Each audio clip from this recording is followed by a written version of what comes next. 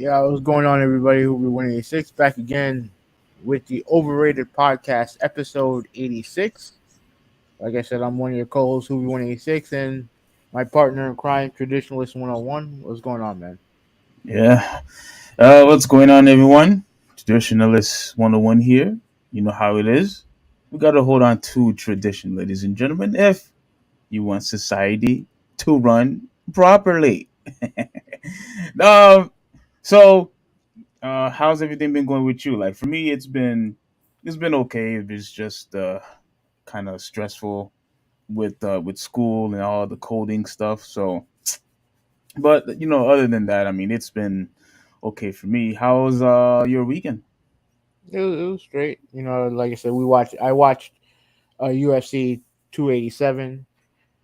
It was down here, but obviously I didn't go because the tickets were way too expensive. But I went to NL House and watched it there. How So much were the tickets? I mean, bro, let me see if I can find this. Yeah, and in all honesty, I don't think you would have gone even if it were cheap. We know how you hate big crowds. That's not entirely true. That's No, not come entirely on. true. No, come on. Ever since I've known you, when anything that involved huge major crowds, you never want to partake. I mean, we always talked about wanting to go to a Heat game, but what did I always hear from you? No, you always say, then you never really found that much of an interest. You never hit me up for it. No, because I know how you are. What is that supposed to mean? I know how you are. Meaning what? That you when it comes to events, when it comes to certain things, you're very bougie about what you said. That's that seems to be that is that a problem? Is it a really that big of an issue that you want to sit close to have a better experience of what you're watching? I mean, there's nothing wrong with it if you have the money for it. Exactly. So what's the problem here? So the problem is not me. The problem is you. No, the You problem you is you you're that too if I cheap. if, if I wanted to go get some good tickets for a good price, I know that you're either you don't want to go because the ticket because where the seats are, or I'm gonna hear it the whole day, and then you're gonna try to expose me on the podcast the next day. That is absolutely not true. Like if I mean, look, you like to be cheap. You like to be cheap. I mean, you like to be cheap in anything you do. I mean, we're not talking about being frugal here. We are talking about you being uber cheap. Okay. All right. So the cheapest to get in was 252. So that's when they're pretty much the size of ants, and if in order for you to watch. The average ticket price was $1,300, and the Jeez, most expensive is 23,000. 23,000 to get close. Was the most expensive ticket. So that had to have been pretty much ringside. You could Paid buy for. a decent vehicle with that type of price. I mean, shit, you could buy a house with that money. Yeah, late man. Yeah, yeah. Like I said, the ticket. I knew the tickets were gonna be super expensive. So yeah, like That's just outrageous, man. yeah, Out- but I mean, at the end of the day, they sold out. And I mean, Dana White was talking about, well, yeah, I might as well do some of it, not all of it, but yeah. they were saying that they grossed a shit ton. They had really the highest grossing event this year in Miami. So I mean, if people are gonna pay for it, it is what it is. It is I'm what it is. actually I'm actually surprised that they were able to to sell out. Was it because of the main event? Well, main event and co-main, like obviously, Jorge Masvidal is a big deal down here. And I was actually a little bit surprised by how much people were digging Israel Adesanya. Okay. Yeah, I was actually a little bit surprised by that, but he was very popular and he capped it off with a massive KO. Like I gotta give him props for that. Oh yeah, we definitely gonna have to talk, a little bit about that afterwards. So Yeah, that was just all over my Twitter feed, yeah, all over my Twitter feed. I said, my goodness, and to see him, and I saw a lot of people were hating. Well, you know what? But we'll talk about that a little bit afterwards. yeah. So so Yeah. anyway, Other than that, yeah, nothing else. Just regular. yeah. So anyway, I pretty much talked about what I did, but the one thing that I missed out was oh, and by the way, I hope everybody had a great Easter. Um, we all know that how important, how crucial that holiday is. It's not about the Easter bunny. It's not about eggs. It's not about chocolates. No, it's not about none of that. It's the celebration of our Lord Jesus Christ, who has risen and have conquered sin and death. That's what it's about. Not that Easter bunny and all the other mumbo jumbo. But people want to celebrate it and hunt eggs and all the other good stuff. I mean, go ahead, have your fun, but don't forget that the most important thing is to celebrate our Lord and Jesus Christ. But anyway, yeah, I had a great time at church, and what I also did on the weekend was I watched the Mario movie, Did you and watch it on Saturday or Sunday? I watched it on Sunday. Okay. What did you do? What were you doing Saturday? I was studying. Oh, okay. Yeah, I was thinking about going to see the fight since I was going to watch the movie on Sunday, but man, I was just so behind on my work, and so yeah, I decided to watch it on Sunday. Okay. But anyways, I wanted to read this real quick regarding to Sonic, not the whole article, but just the whole gist of it. Um,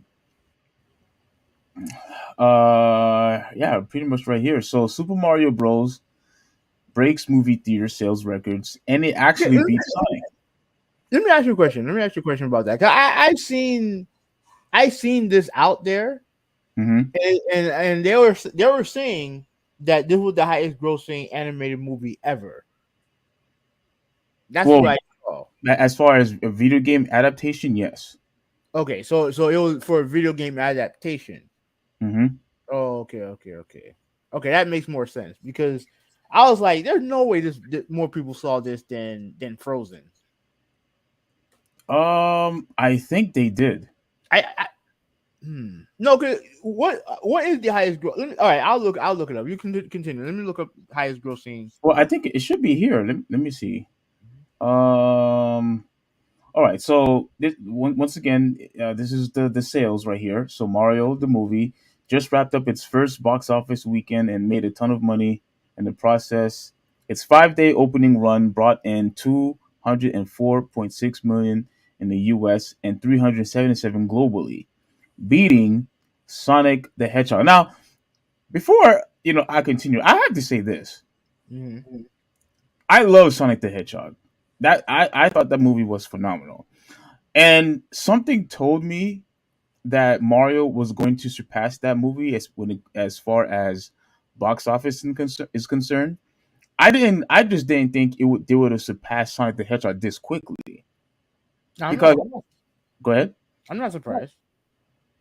You're not surprised? Mario. Yeah, I'm not surprised. Mario's a bigger deal. Is a bigger deal than Sonic. Well, all right. Now I'll read the rest of it. The Mhm. only reason why there are several reasons why I'm actually surprised, because when it comes to Mario and Sonic, we like I said before, we all know that those are one of the biggest, at least in my opinion, the biggest icon video game characters of all time. In my opinion, I I mean, don't. Go ahead. I think when it comes to mascots, I would agree with you.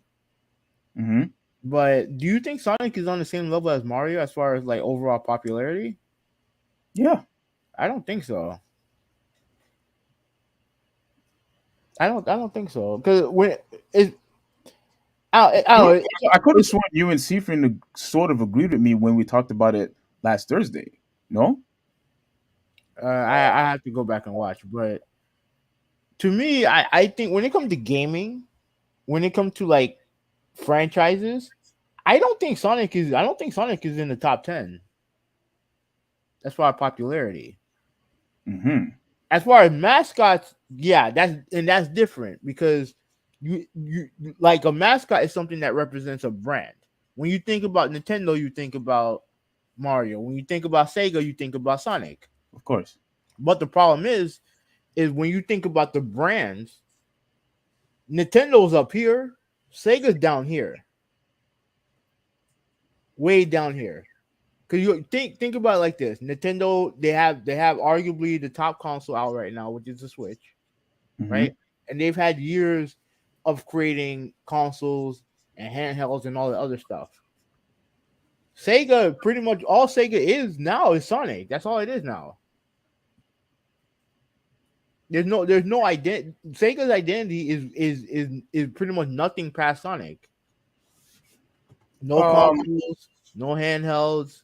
Yeah, but let's all be frank here. Nintendo would not nowhere be nearly as where it is right now if it wasn't for Mario. All the other franchises that they have, yeah, they're important, but they don't come close to as far as Yeah, of when it course, comes to because popularity. when you put Mario in like 1,000 different IPs, of course it's gonna be big.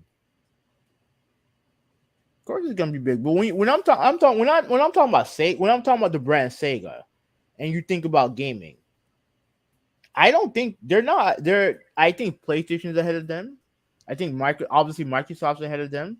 But what mascot do Microsoft and Sony has that's superior to Sonic? I They, can't think of one. they don't have one, but I think the PlayStation brand is a lot bigger than Sonic. People care more about PlayStation than they do about Sonic.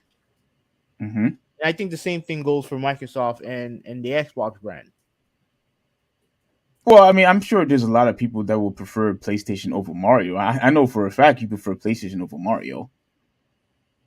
Well, yeah, but when you think about Mario's been around longer, so you're still gonna have the older crowd that knows about Nintendo and Mario and stuff like that. Like I look at Nintendo and PlayStation on the same level when it comes to brand, but PlayStation doesn't have a property that's bigger than Mario. Mario's like his own is like up here when it comes Hmm. to like mascots or whatever. Right. PlayStation mascot is basically the brand PlayStation. Yeah, That's but I'm surprised that you don't feel that okay, so you don't think that Sonic the franchise. I'm trying to see what you mean by okay, the mascot is important but not the actual franchise. Is that what you're trying to no, say? no, no. The mascot, the Sonic mascot and franchise is Sega's really only thing. Hmm. And I would argue that Sonic is bigger than Sega. That's, you know what? Yeah, I think you're right. Yeah, I mean, I don't think, like you said, Nintendo isn't where it is without Mario. I agree with you, but I think the Sonic brand is bigger than Sega. It's mainly because of how irrelevant Sega as a company has been over the last 20 years. Well, when you see how they treated, their whole entire, their franchise as a whole, like they pretty much abandoned everybody except for Sonic. They Yeah, abandoned everyone. yeah, they don't. Yeah, like you look at, I mean, outside of probably a blip or two of some of their older games, they don't have nothing, at least in the same stratosphere as Sonic. Yeah, see, but I think that's real. Yeah, that's Sega's fault. They should have, and to a degree, I mean, Nintendo is somewhat guilty, as well. Because look at all the other franchises that you and I and many other Nintendo fans have ever complained about over the years. Like we haven't seen, F Zero for a long time. Metroid finally came, out, Wipeout's just recently. Hmm? Wipeout's better. Um, yeah, but yeah, I agree with you on the other properties. Yeah. So I mean, No, I'm not. I don't want to. Let's not act like as if let, Nintendo let me isn't guilty here. let me ask you a question. Let me ask you a question though. Now, like I said, I haven't seen the movie yet. I do want to see it Thursday, but like I said, I don't know if I'll have the, if I'm gonna go to one of these movie theaters, it's gonna be expensive, and I don't get paid till tomorrow, and I have a bunch of bills that my money's tied up. That's tied up to. Then wait till next Uh, week. yeah, but then I mean I can't go Monday. Oh, okay. I Yeah, think because I we see get what you're saying. fucking. So I gotta go the following Thursday. So Okay. that could be annoying, but yeah, like I said, I haven't seen the movie, but I hear people saying that, well, what what other Nintendo franchises can get the same movie treatment, right? And I see people throwing out Metroid and Zelda and Kirby and stuff like that. Do you think those can work? think I think Link, the Zelda brand, I do believe that's big enough because he's been at the because at the very least, Link and Mario has been the top two mascots or characters in the Nintendo universe Well, that have been used over the years than any other franchise. I, I, honestly, I think critically, I agree with you. Commercially, personally, I think Donkey Kong is a bigger as far as character. I think Donkey Kong is a bigger character than Link. Oh wow, that's big. I don't know about that, dude. You think I Donkey don't Kong? I Yeah, I don't know if a Zelda movie is gonna generate that much attention. It'll draw attention from the gaming nerd, but as far as like a movie, I don't know if he'll do that well. Hmm, that's interesting. I don't think he'll do that well. I think a Kirby movie would do better because you're kind of like in the same line with the kid friendly type thing, and I think that would work more. If Donkey Kong had his own separate movie, I think that would do well. Um, I don't know if the Zelda franchise had the same type of mass appeal. Now, Hmm. yeah, I could be wrong. I could be That's wrong. that's very interesting, especially of how popular the franchise has been over the years. That's a very interesting take that you just said. Yeah. Very, very, very interesting. But I honestly do believe that Zelda is definitely up there as far as popularity because I don't think Donkey Kong has really been given that. Well, it has a lot of exposure now that it was in the Mario movie, but with the exception of that, we haven't really have been there hasn't been Donkey hasn't been like in your face, so to speak. No, I agree, but you have to remember, like the older, like the franchise when the introduction of Mario is from the Donkey Kong games. Remember when the old school Donkey Kong? Remember that was I think that was Nintendo's not their first game, but like that was their original main mascot. Like Mario wasn't even Mario back then; it was Jumpman. Right.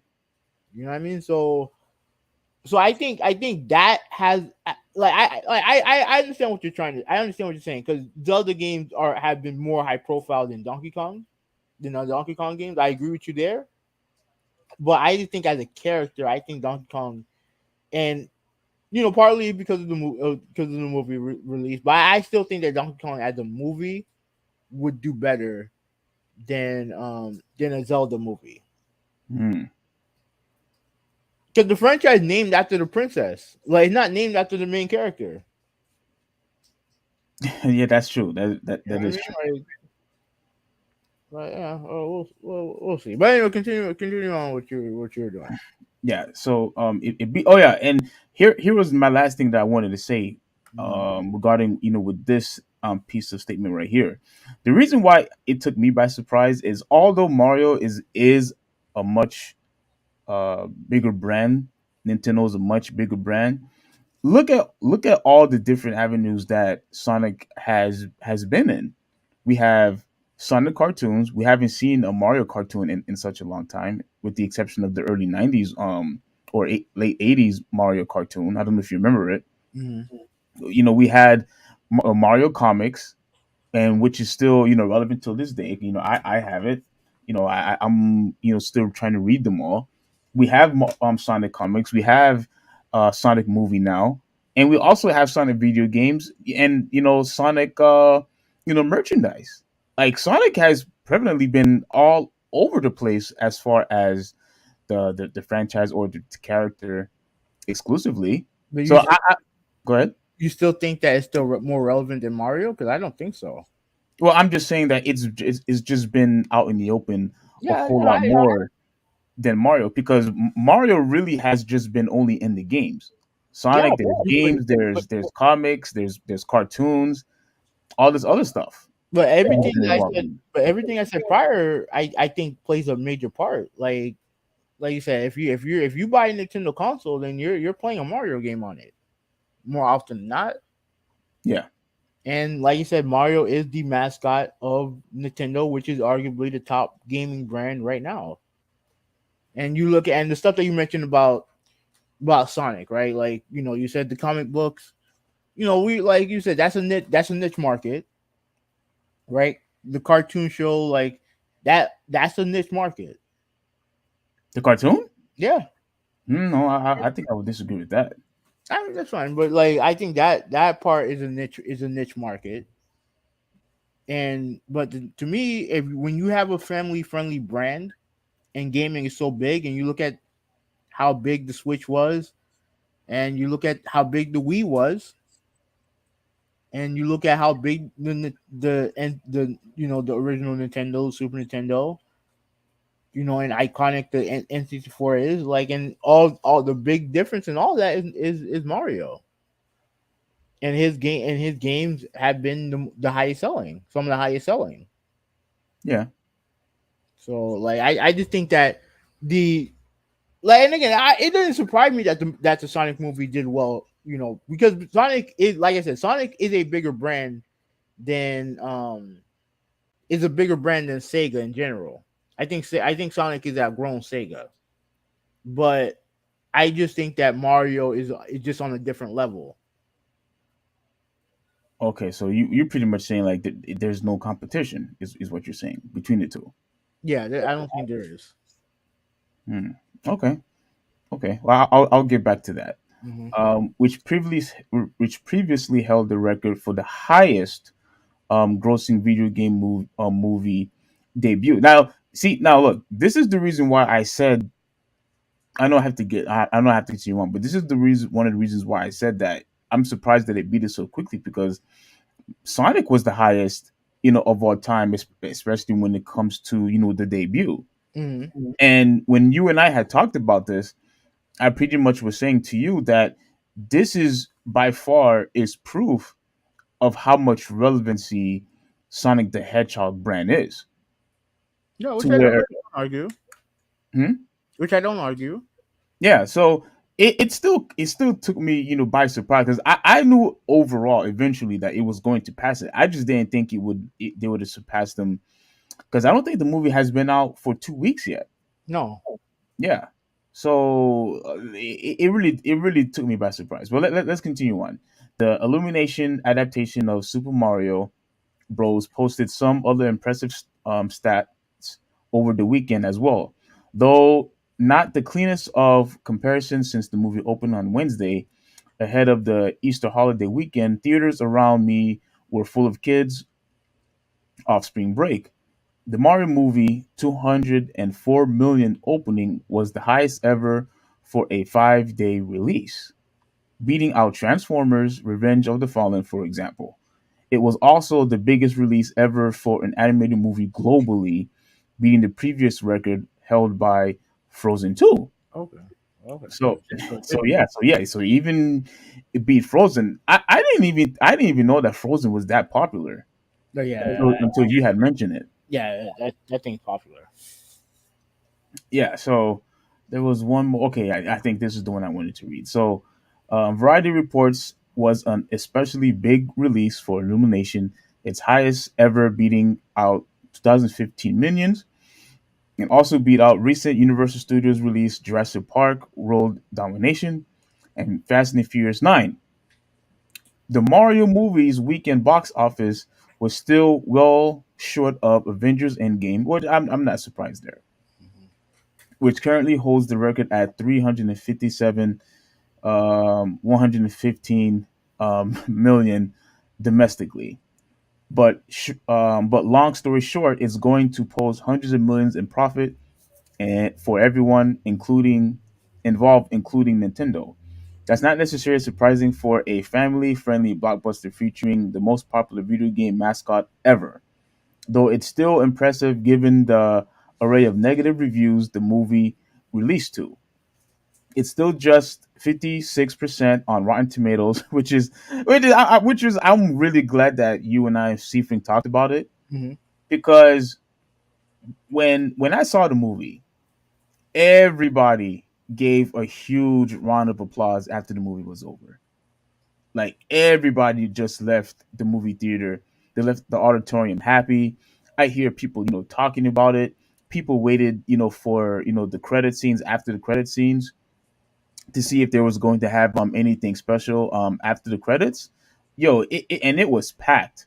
All you hear is just people going crazy, people talking, amongst themselves.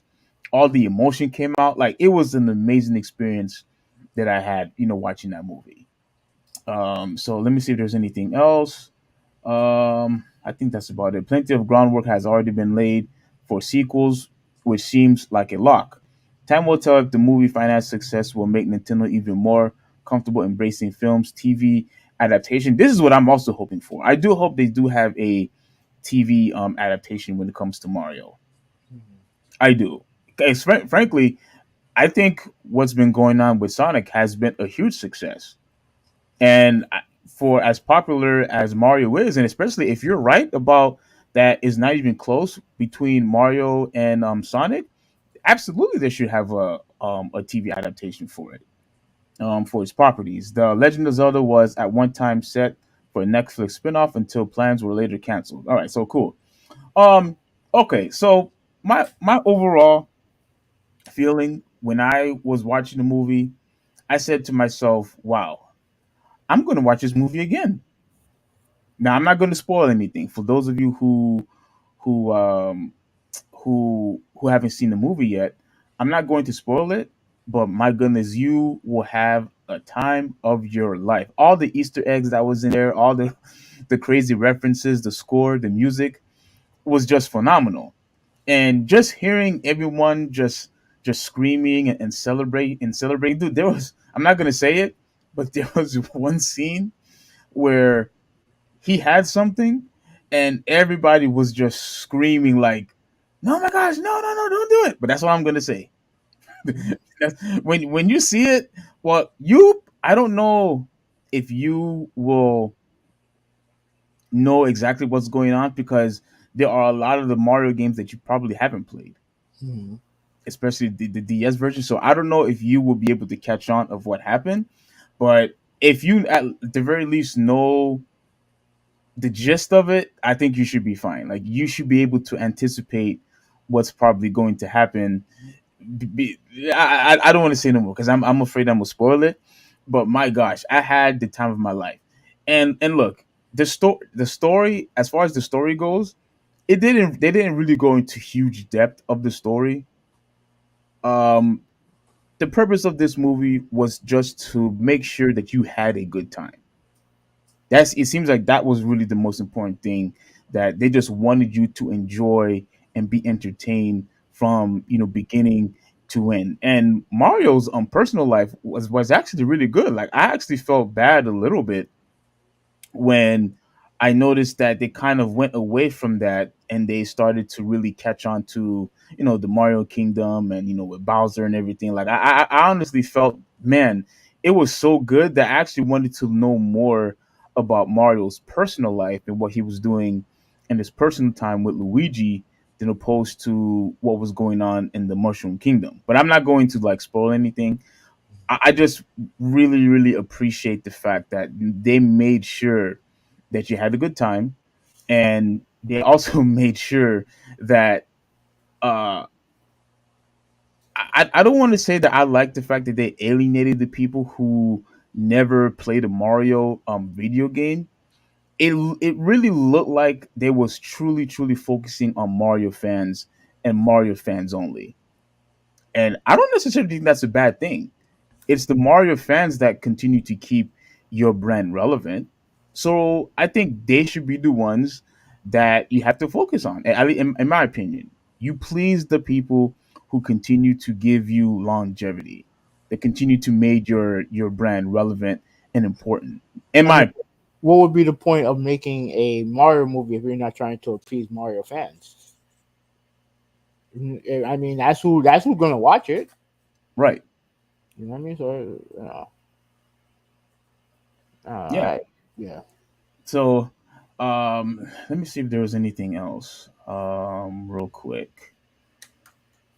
Um, can you see this? Yeah. Let me ask you a question. Yeah. Which movie is better, Mario or Sonic? Um, I think it's better than the first one. Hmm. The second one, that's going to be tough. The Okay. second one was just phenomenal. Okay, before I answer that, did you like the first one or the second one? For Sonic, Yeah. I like both movies, but I thought two was better than one. Okay. Yeah. Yeah. I did too. The fact that the second one had the crazy nonstop action, especially with him and Knuckles, like bro, it's tough. It's really tough, but I think I might give the slight edge to Mario. I think I might. I'm gonna have to say Mario was better than both Sonic movies. Okay.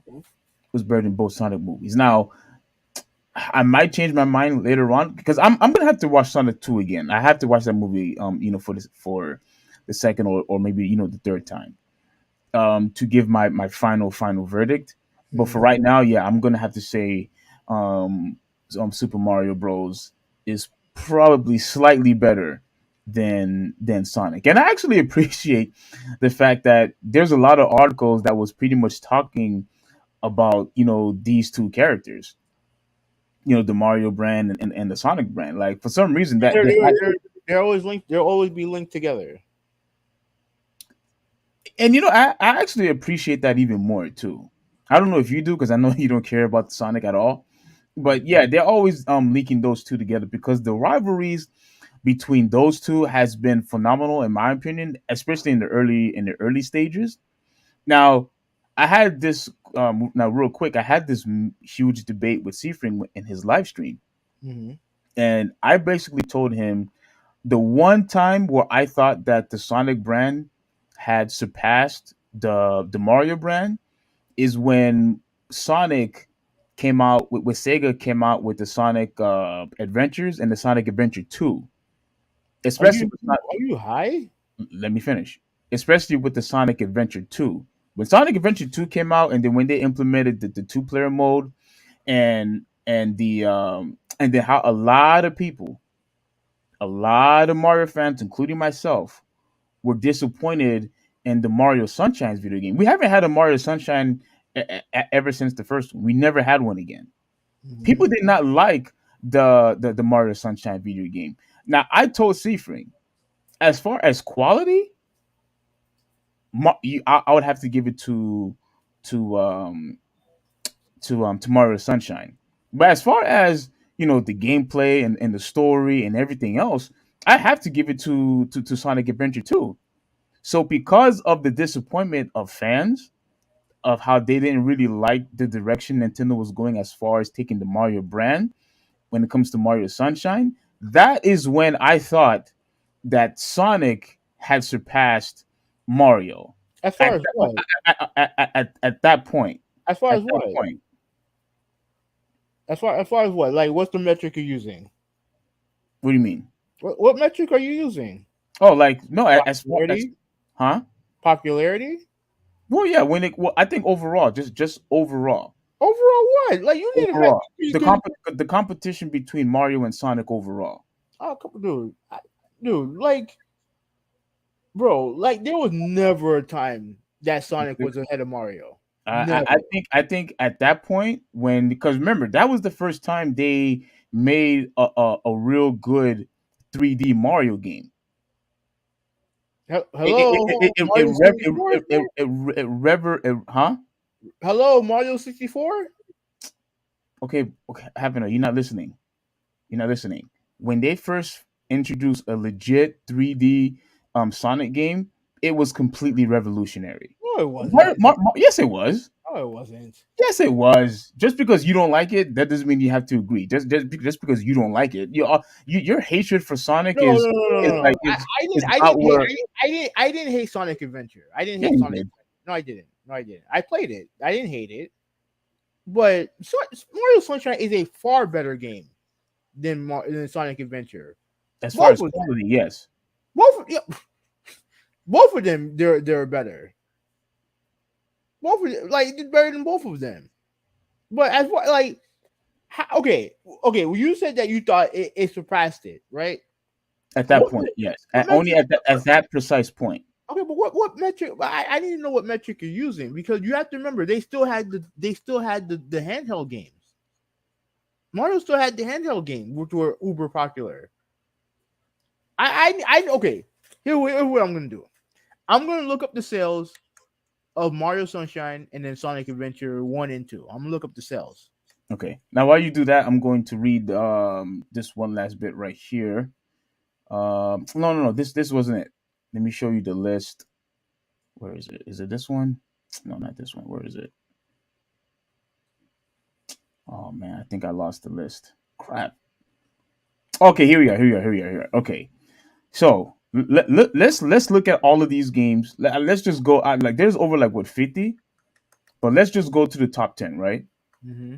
So the top 10, number one, as far as movie adaptation, World of Warcraft was number one. Wait, as far as wait, hold on, let me see. Hold on, let me see. As far as the overall the overall gross, People actually watch that fucking movie. I people don't remember. actually watch I it. don't. I don't even remember it coming out. Dude, having no, did you are you really forgetting how popular World of Warcraft I is? know. I know it's popular, but I didn't remember the movie coming out. I don't remember the movie. Yeah, I remember the movie. I tried to I wanted to watch it, but then in all honesty, I just completely forgot all about it. I completely forgot all about it. Now the second one was Detective Pikachu. We know how popular Pokemon is. Yeah. I'm not surprised that Detective Pikachu made so much money. This is the one that actually took me by surprise. I don't know about you, but when was the last time a Rampage game ever came out? Like, the only one I Um, remember was the Super Nintendo version, I believe. Or it was either Nintendo or Super Nintendo, where you I, I just I think they've had. I think they've had some like um damn, I think it's been re-released before, but when it comes to that Rampage movie, the main mm, the main draw was The Rock. The main draw was The Rock. It wasn't the franchise. It was The Rock. It was so yeah. yeah, yeah. I guess that kind of cheapens it. And number four, was Sonic the Hedgehog 2 with 405 million, right? And this is the other surprise. This is going to shock you. Uncharted was number five. Yeah. I'm looking at this list, and I know that Uncharted is a popular franchise, but the same thing how you just mentioned about, oh, it was because of The Rock. Maybe that's what drove the movie. I think Mhm. Tom Holland is the sole reason why people came to watch Uncharted. No, no, no, no. I Yeah, don't think so. I think Tom so. Holland. Because remember, he just made the last Spider-Man movie, Mhm. and then in turn after that he had Uncharted. So I think his popularity is what driven a lot of sales when it comes to Uncharted. Uh, I think it had part to do with it, but I don't know if it has a whole bunch. I don't know if it's like, oh, I have to go see it because of Tom Holland. Because that's not why I didn't see it. I watched it because it was just there on stream. I was like, all right, F it. There ain't nothing going on at work, so I watch it. Yeah, but you didn't go to the movie theaters to watch it. No, Okay. no, because like you see, and here's the thing that actually helped Mario when as opposed to like some of the other games like the Sony games, right? When it comes to Mario, the story is very bare bone, very bare bone. Like I mentioned last week, outside of like one liners, we don't really know much about Mario. So it gives the creators a wide array of things they can do with the franchise. We'll do with that with the movie. You can go a little bit to the left or whatever with that franchise, right? When it comes to Uncharted, most people we know how Nathan Drake is supposed to sound like. We have a voice behind that character. We have like 4 games, well, technically 5 games of how Nathan Drake is. And we Hmm. know all the character, we know the voices, their mannerisms, all that stuff, Yeah. right? Mario don't have that. So you could do something with Mario, you go a little bit beyond beyond the beaten path and do that. With Uncharted, like I mentioned, like one, they had like Sully and Nathan Drake in the games. They're literally I would probably say like 40 years, a 40-year difference between the two. In the movie, they like I said, they look like brothers. They look like brothers, right? And they took liberties with some of the stuff that they did. And I'm like, bro, like the movie. I know the movie is not going to be better than the game. It's not going to be better than the game. Okay. So that's what I'm talking about. The story. Okay. Okay. I knew the story was not going to be better than the game. So why would I waste my time? Why would I get so excited about watching a movie about Uncharted when I know the games are better, Yeah. stories are better, and it is. It's not. And Uncharted not a bad movie. Like I like the movie, but the stories in the games are better. The stories in the game is better. Yeah, Okay. So you saw the whole entire movie. yeah. That's all the whole thing. Okay. And you liked it. Yeah, I liked it. And you don't think it was because of Tom Holland why people went to go see that movie? I don't know if he was that big of a reason why. I don't think he's that big of a reason why. Because keep in mind, he in 2021. Because you see, it says here in 2022. This when the movie came out. Remember, he had just finished with No Way Home, Spider-Man No Way Home, Yeah. and Yeah, I honestly believe that people fell in love with him because he was obviously associated with the Spider-Man brand. And I think because of that, that's why people went to go see Uncharted. And then look, I honestly also do believe people went to see it because they're Uncharted fans. The yeah. video game, the game Which, isn't which, new. which I'm an Uncharted fan, but like I said, I always, for me, I felt like I didn't believe that the movie was going to reach the epic levels of the game. I just didn't think that, and honestly, it didn't. But like I said, it's still not a bad movie. Yeah, I enjoyed it to the fullest. Yeah, I honestly enjoyed it, but I did not expect it for it to be this high. And yeah, then now you have and this is where I'm probably going to stop. Mario movie right now and counting. I'm going to make a prediction, and this is going to be an easy one. You may agree. I think it's going to be number one. Oh yeah, definitely will be. It's going to surpass Detective Pikachu, and is going to surpass World of Warcraft. It has to, like, especially where the number is at right now. Yeah, yeah, it's gonna surpass it. Yeah, It's gonna surpass it. yeah, and one last shout out, because I know you're going to hate this. Mm-hmm. As you can see, both Sonic games are in the top 10. Okay. Both of them. You have Sonic And, and, 2 and, and number 4. and deservedly, because those movies are good. Yeah, yeah. You So see, I when go ahead. something's good, I don't have a problem saying it's good. Even though you hate the franchise, but go ahead, go ahead. Yeah, but okay, but the movies are good, especially the second one. Yeah. So, all right, so I looked up the And so numbers. and as far as everybody else, I Mhm. don't know. I know you really don't care about. I don't know if you ever saw any of the Tomb Raider movies, the Assassin's Creed movies, the Resident Evil movies, but like just about everything else, they made money. But as you could, when you make the comparison, I mean, It depends on the budget. yeah, to me, these are not really impressive box office numbers, in my opinion. Well, it depends on the budget. Like I would argue, go scroll up a little bit. Like stop. Hmm. Like Mortal Kombat for the time. Remember, we didn't have the expectations for a video game movie like we do now. Right. And I would argue part of the reason why is because of Mortal Kombat. And we're not going to act like I always say, it wasn't a cinematic masterpiece, but it held on to the identity of what the games were. And like you said, it made like 124 million. I guarantee you, those numbers were really good for its time. Oh, I see what you're saying now. Yeah, Yeah. very good for its time, right? Because and part of it, and the reason why I think a lot of people like this movie is because they actually recognize what the franchise was.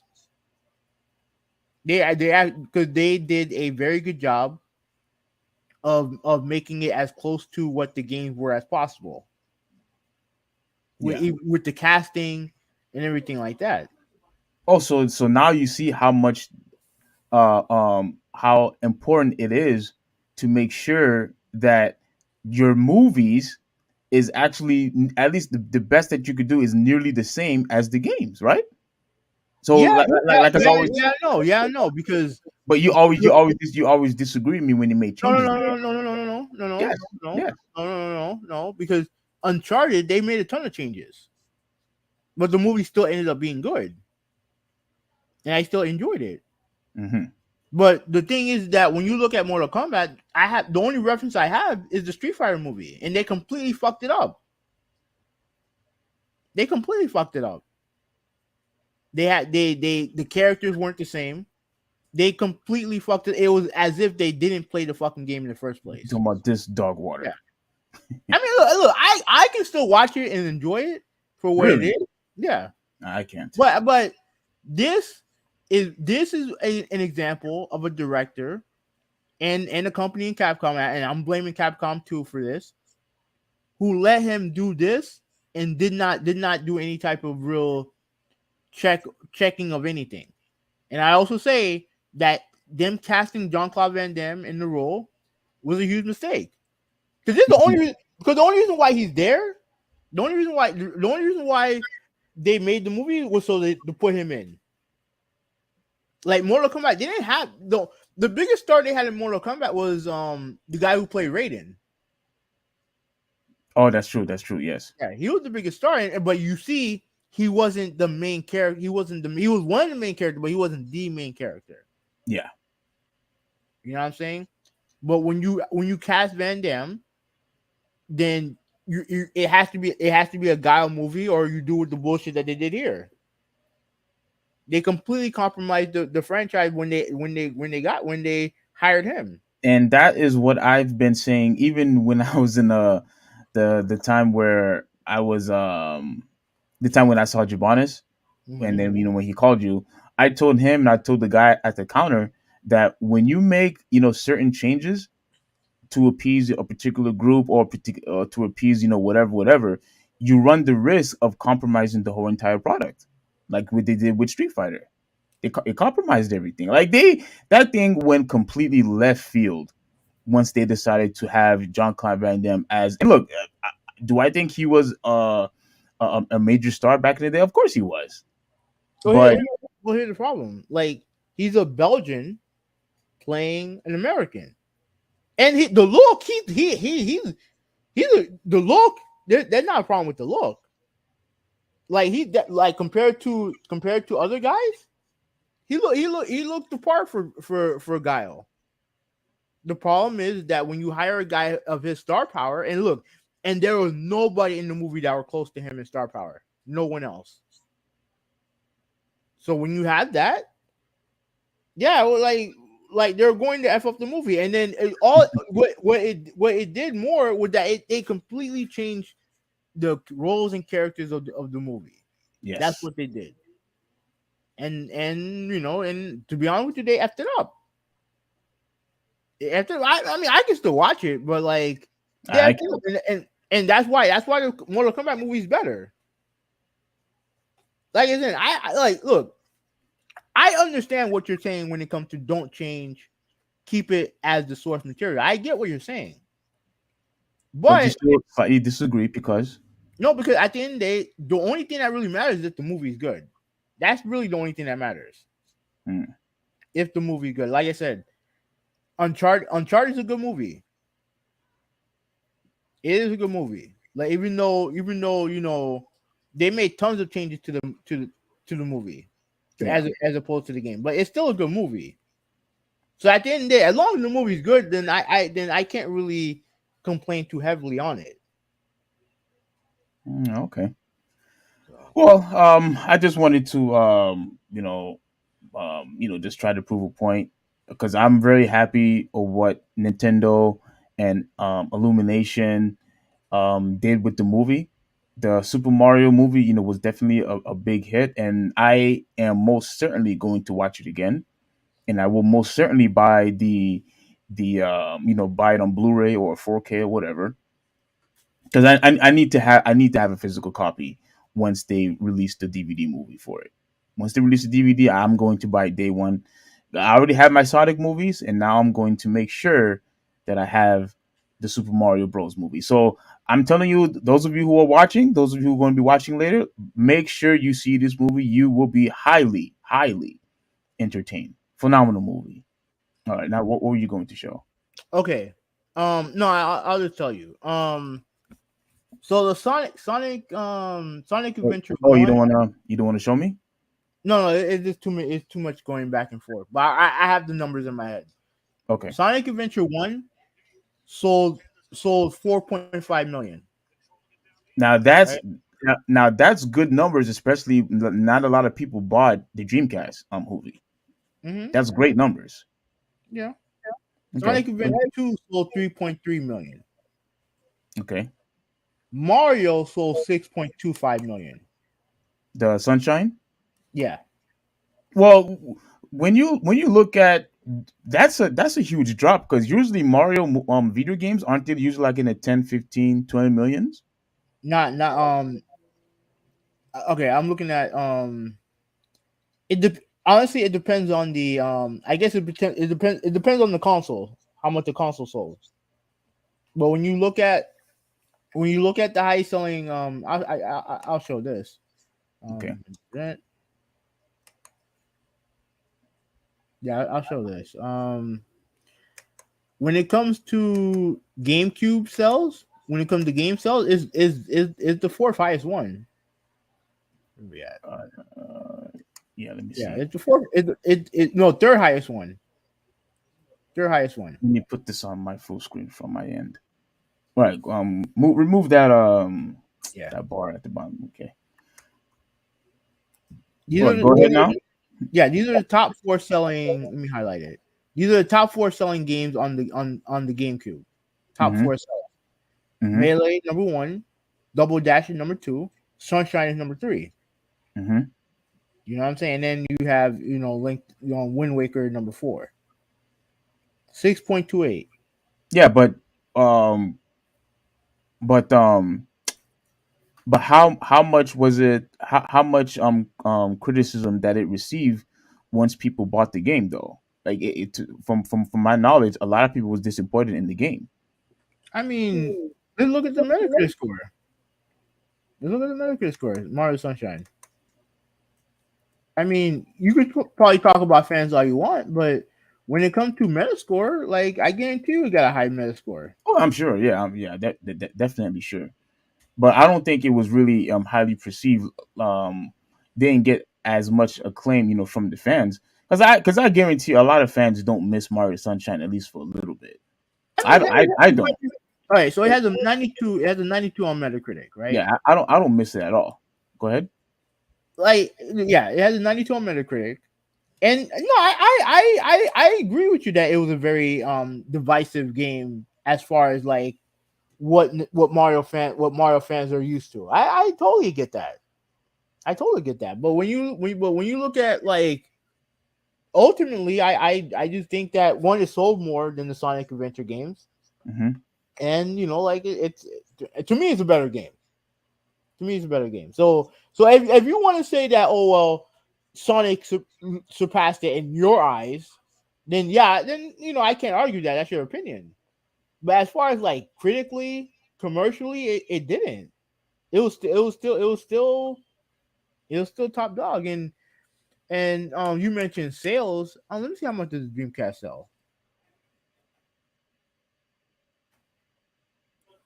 because I don't know if it was that far off from the GameCube.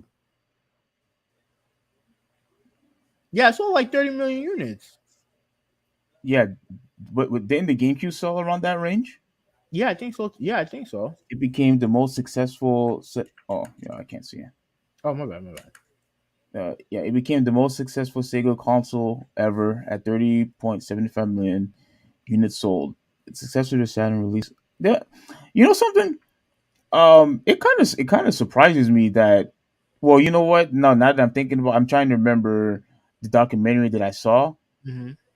Do you find 30.75 million a huge disappointment in your opinion? For Sega, no. For Sega, no. Like again, back in the day, like selling this, like what? Okay, let's look at the All right, so let's look at the Super Nintendo sales, right? Let's look at Super Nintendo because that I think it sold what 49 million, like 50 Mm-hmm. million altogether, almost like pretty much 50 million. Mm-hmm. For a sequel to one of the greatest consoles of all time, I don't think that's bad at all. But the selling like hundreds of millions of copies, that hundred millions of units, that's not something that. Yeah, well, let me look at the old school Nintendo. Let me look at Nintendo. Let me see how much did that sell? 61 million. Right. So the first console in my to my knowledge that sold over 100 million had to have been the PlayStation. It had to have been the PlayStation. Yeah, let me look at the PlayStation. Yeah, you might be right. Either PlayStation or maybe the 64, maybe. No, no, it definitely wasn't 64. Because Okay. 64 sold less than I think 64 sold less than the Super Nintendo. Yeah, like yeah, 106 million 106 million oh no, that's hold on. Uh hold on. Let me look at console sales.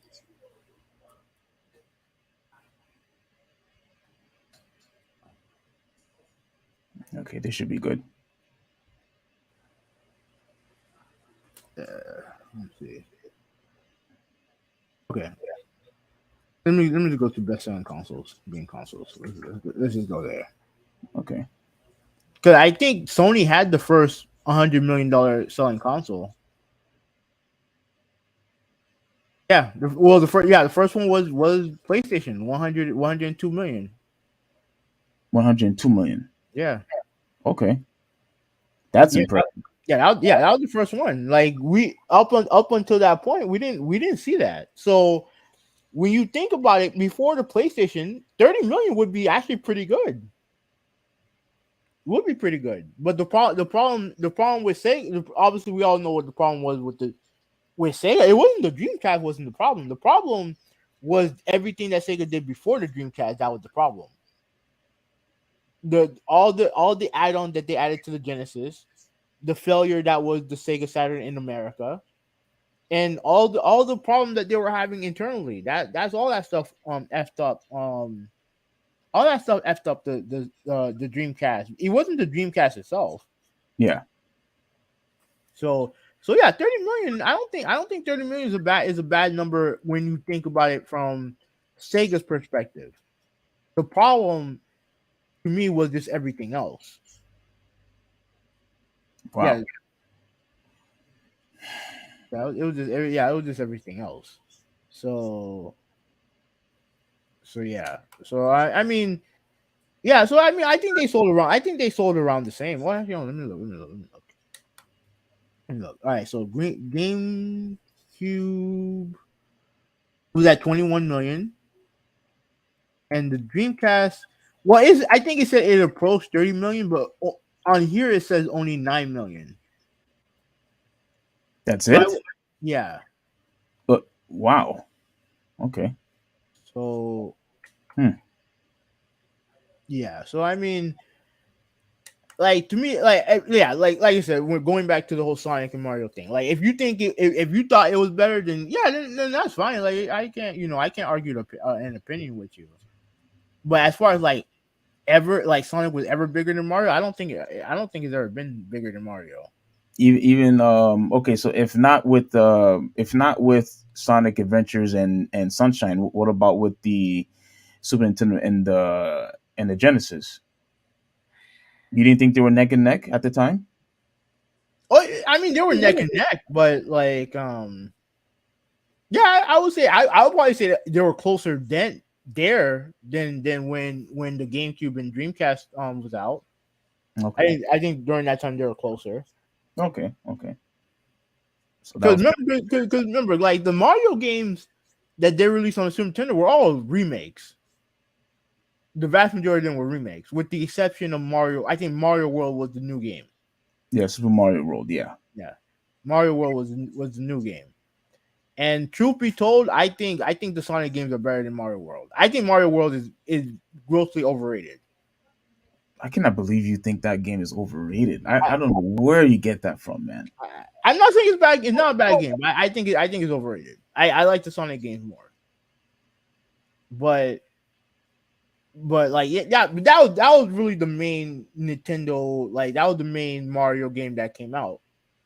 And then Sonic, Sonic with the new franchise back, and frankly, it's a cooler mascot. I've always said that Sonic is a cooler mascot than Mario Hmm.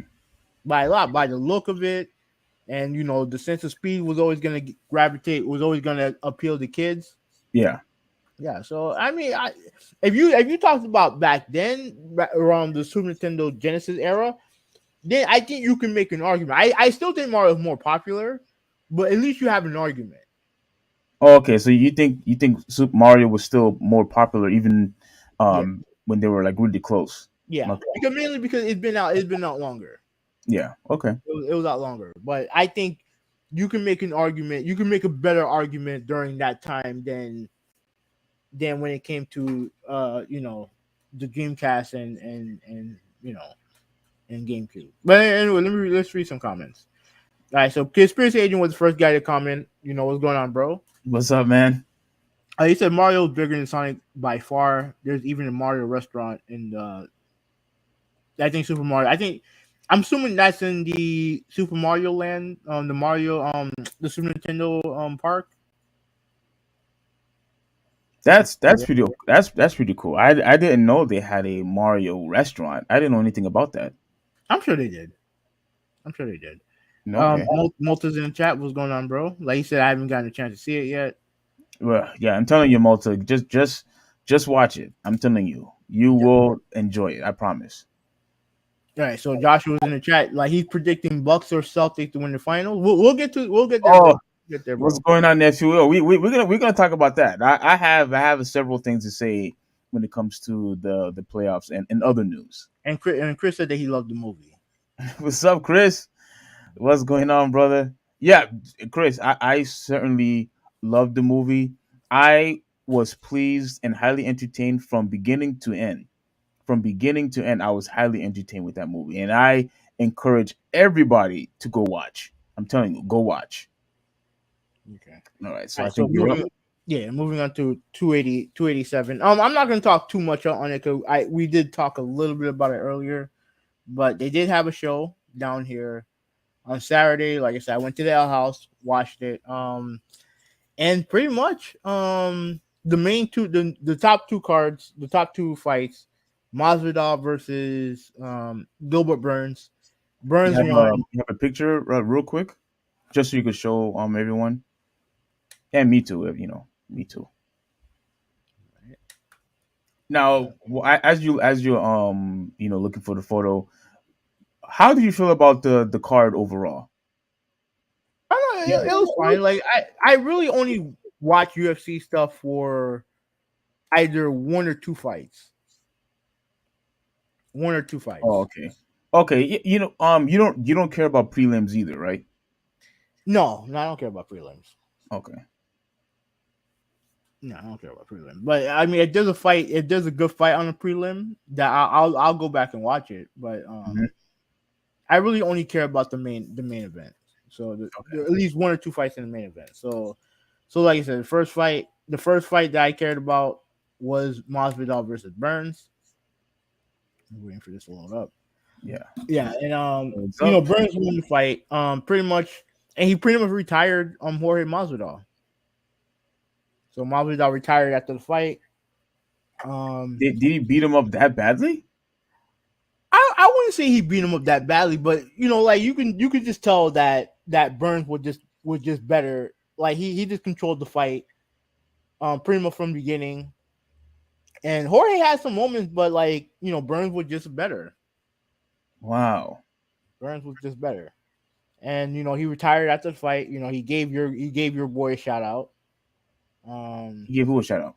the former president, he gave him a shout out because he was sitting ringside with Dana, Mike Tyson, and Kid Rock. Oh, that's right. And then you comment on Twitter also. Yeah, I did. Um, but yeah, like so, like he gave him a shout out, whatever after the fight, and I mean, and then he retired. So yeah, man, like he's 39. He got his own promotion. He got things that he wants to do. I think he retired at the right time.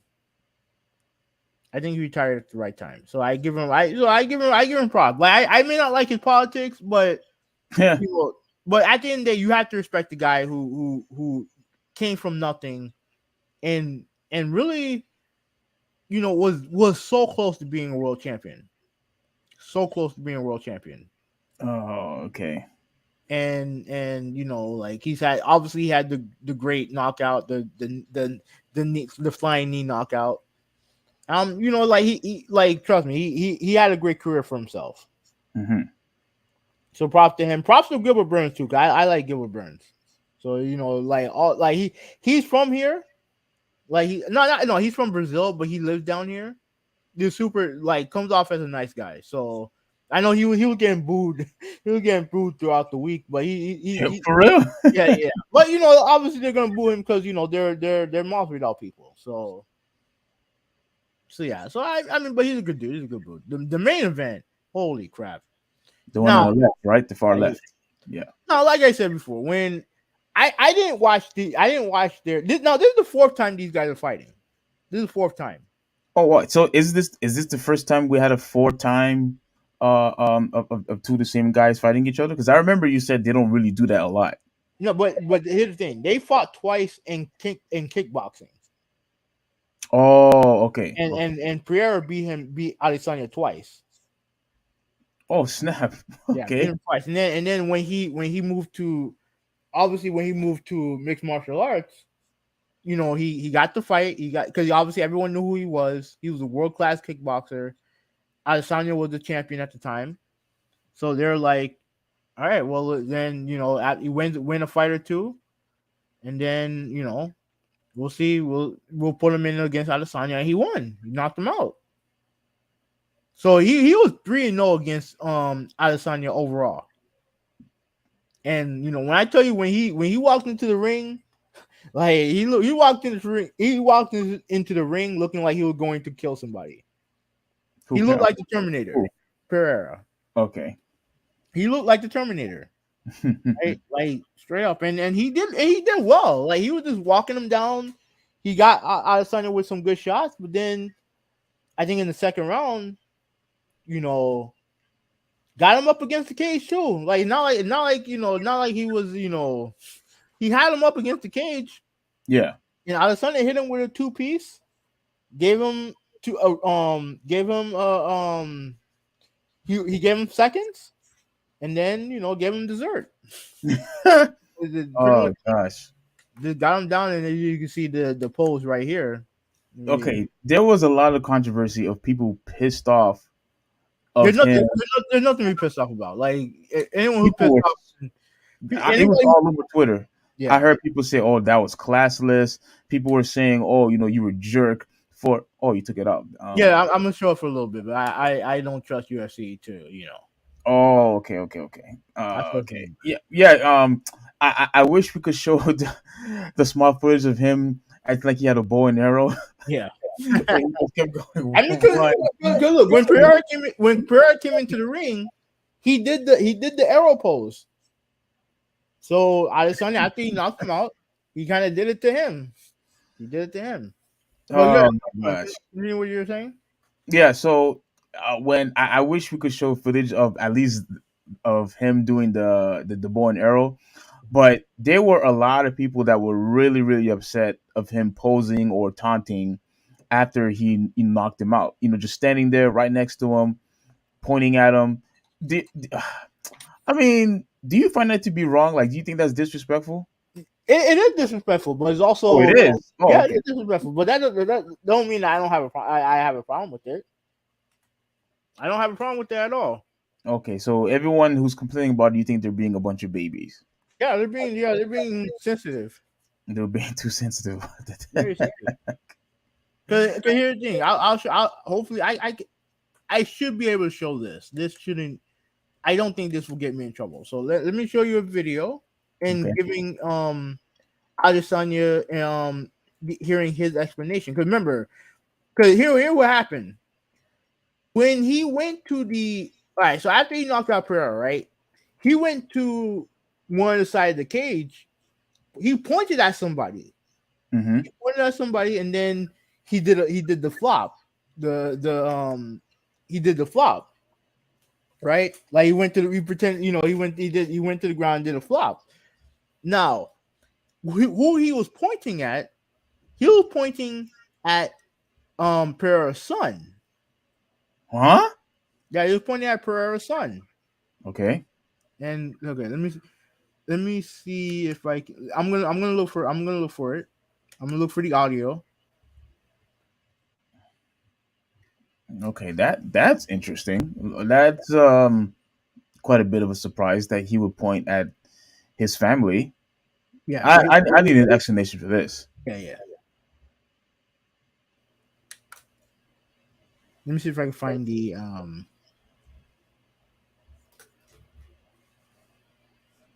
Okay, let me see if I can hear the audio first, because I'll Mhm. I'll play the audio. Okay.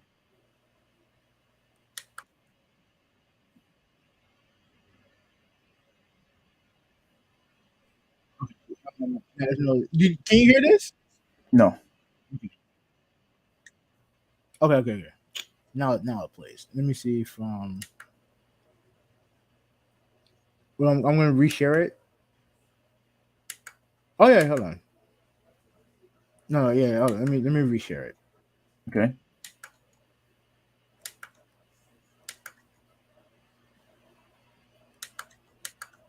Give me 1 second. Share audio. Some audio.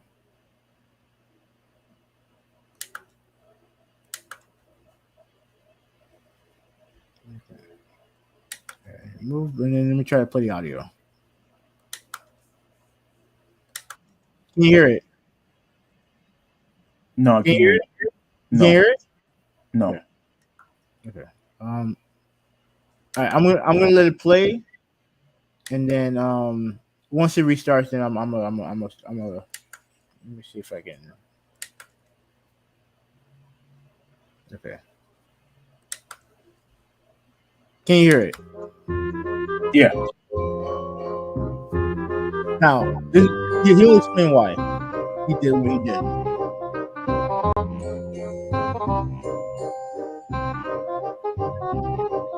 Oh my god, I saw that one too. Remember, so the first time he knocked me out in Brazil, his son came into the ring and then started to just lie dead next to me. And I'm like, you fucking little asshole. I'll whoop your ass if your dad don't do it for you. But then, yeah, I looked for his kid and I pointed at him and I saw him and I was like, hey, hey, hey.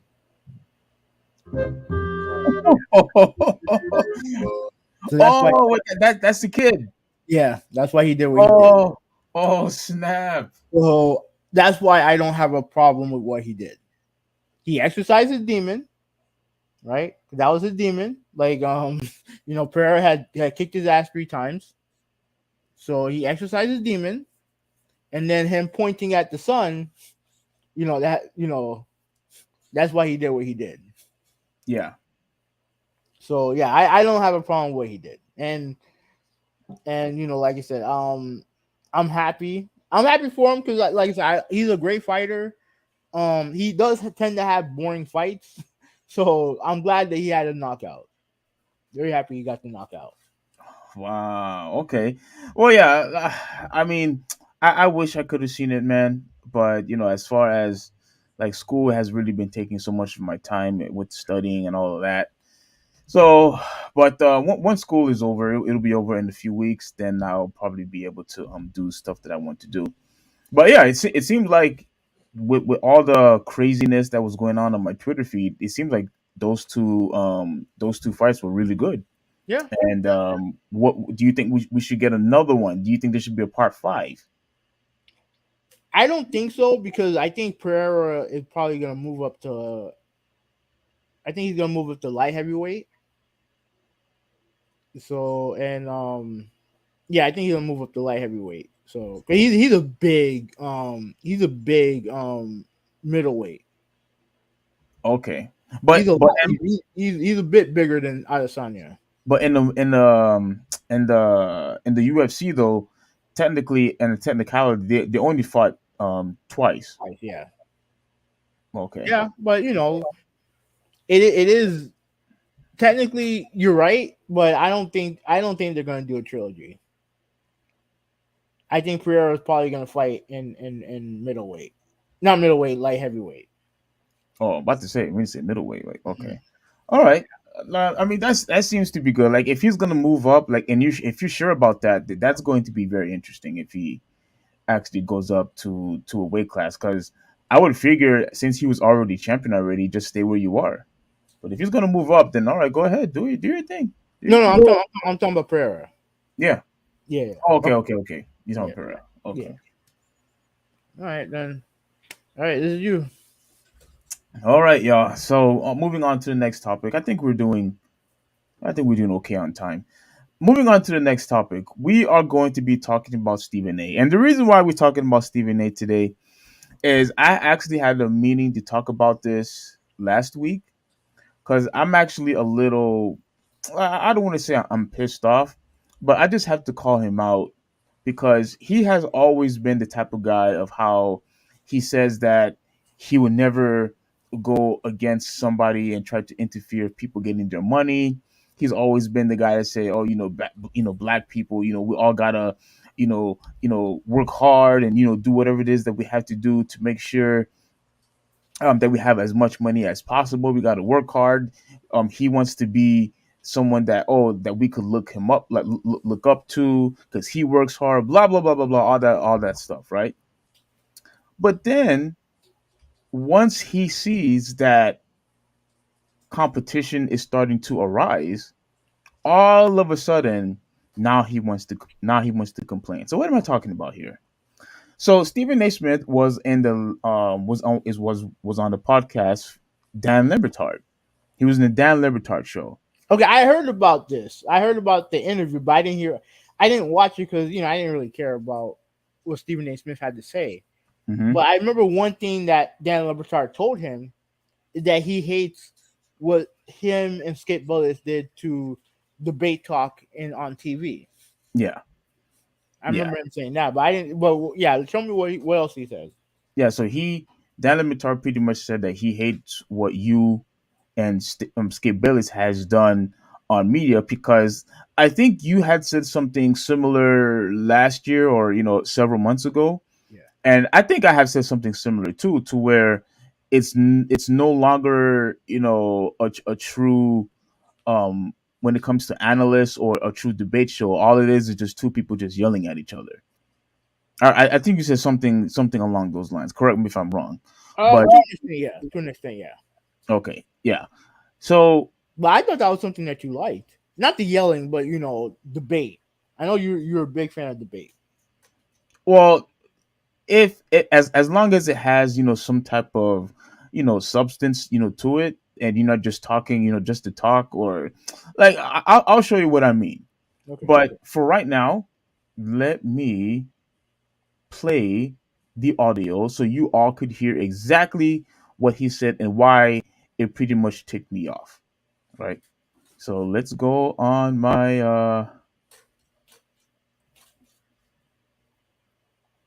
go preview. Right. You can see this, right? Yes. Okay. So let's hear everything what these guys had to say. Let me play the oh, hold on. I didn't get to let me play the oh, it's playing, is it? No, it's not playing. Hang on. Uh oh, I can't hear anything. Can you hear anything? No. Yeah, I can't hear anything either. Hang on a second. Uh, what's going on here? Hang on a minute. Let me see what's going on. Because it was playing just fine. Now all of a sudden it wants to act crazy. Hang on.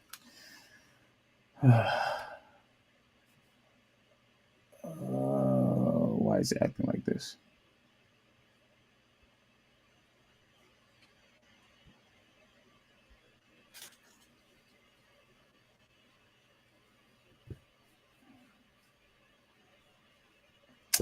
Crap, it's not working. Oh, for goodness sakes, man. All right, you know what I'm gonna do? Let me send you the link to it, and you play it on your end, if you can. Okay. Yeah, let me do that. So let me go here. So yeah, so while I do that, let me ask you a question real quick. Mhm. I need I need to ask you this. If you believe that, do you believe that when it comes to side hustles, when it comes to just doing a job or a particular service in general, do you think that you have to go to school for it? No. No. Okay. Okay. I really wanted to know your opinion on that, because it seems to me that Stephen A wants people, in order for us to do particular things, as far as talking about sports or in any type of thing that's like newsworthy. He believes that we have to go to school, get a degree, in order for us to be qualified, to talk about sports, anything that pretty much involves journalism. He thinks that we had to So go to. journalism, yes. Journalism, yes. But just talking about sports, no. No. Okay. I don't agree with that at all. Okay. But So when it comes to actual journalism, yeah, because there are ethics that go along with that type of stuff. okay. Uh, Can you hear this? no.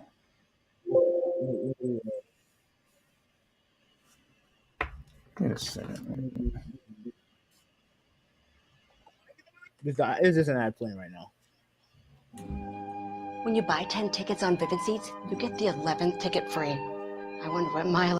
We have a difference of opinion, but to imply that there's some character trait Can you hear that? that I'm deficient Can you hear in it? when it came to Yeah, I can hear it. Can you hear it? Oh, okay. I thought for some reason that was me. Okay, Okay. But you can hear it, right? yeah, I heard it. Go ahead. And that was very offensive to me. And for him, I told him flat out, I don't give a damn what you say. You take all the credit in the world for First Take forever. I don't give a damn. You're doing Undisputed for the last 6-7 years. Still take credit for First Take for all you want to, because guess what? I wouldn't be on First Take if it wasn't for you. So you damn right you deserve the credit. What I want to know is, you said I stabbed you in the back. When the hell that happened? Wait. That's what I want to know. Is this You- part relevant? And for that, You can skip that part. You can skip that Okay, part. great. I'm trying to get to the part where the relevant part of it. Yeah, to go to the part where I think it's no, go back. Keep going right. Yeah, right here, right there. Oh, you're going too far back. But Wait, apologize, and I've been fine ever since. I hate what you right here, do. yeah, this is good. You can say that all you want to. I would say, who the hell are you to sit up there and say me and him? What about you? Where the hell were you? Living under a rock, teaching at Miami U? You were a part of it too. I'm talking. You ain't innocent. I'm talking about all the imitators that you have birthed. All of the imitators that are all over the place, thinking without the journalism credentials that the point of all this is to turn it into an argument on television. Well, I would take umbrage at what you're saying in this regard, Dan. Those people who don't have a journalism background, who don't exercise journalistic ethics and beyond, how are we responsible for that when our background is based on that? Skip Bayless was a journalist for decades. I was a journalist for decades. We come on television, and those ethics are applicable. The fact of the matter is that when I take a position, it's the same kind of position I would take writing a column. The difference is, instead of writing 800 words and being limited to that space, I get to talk for a few minutes on each subject.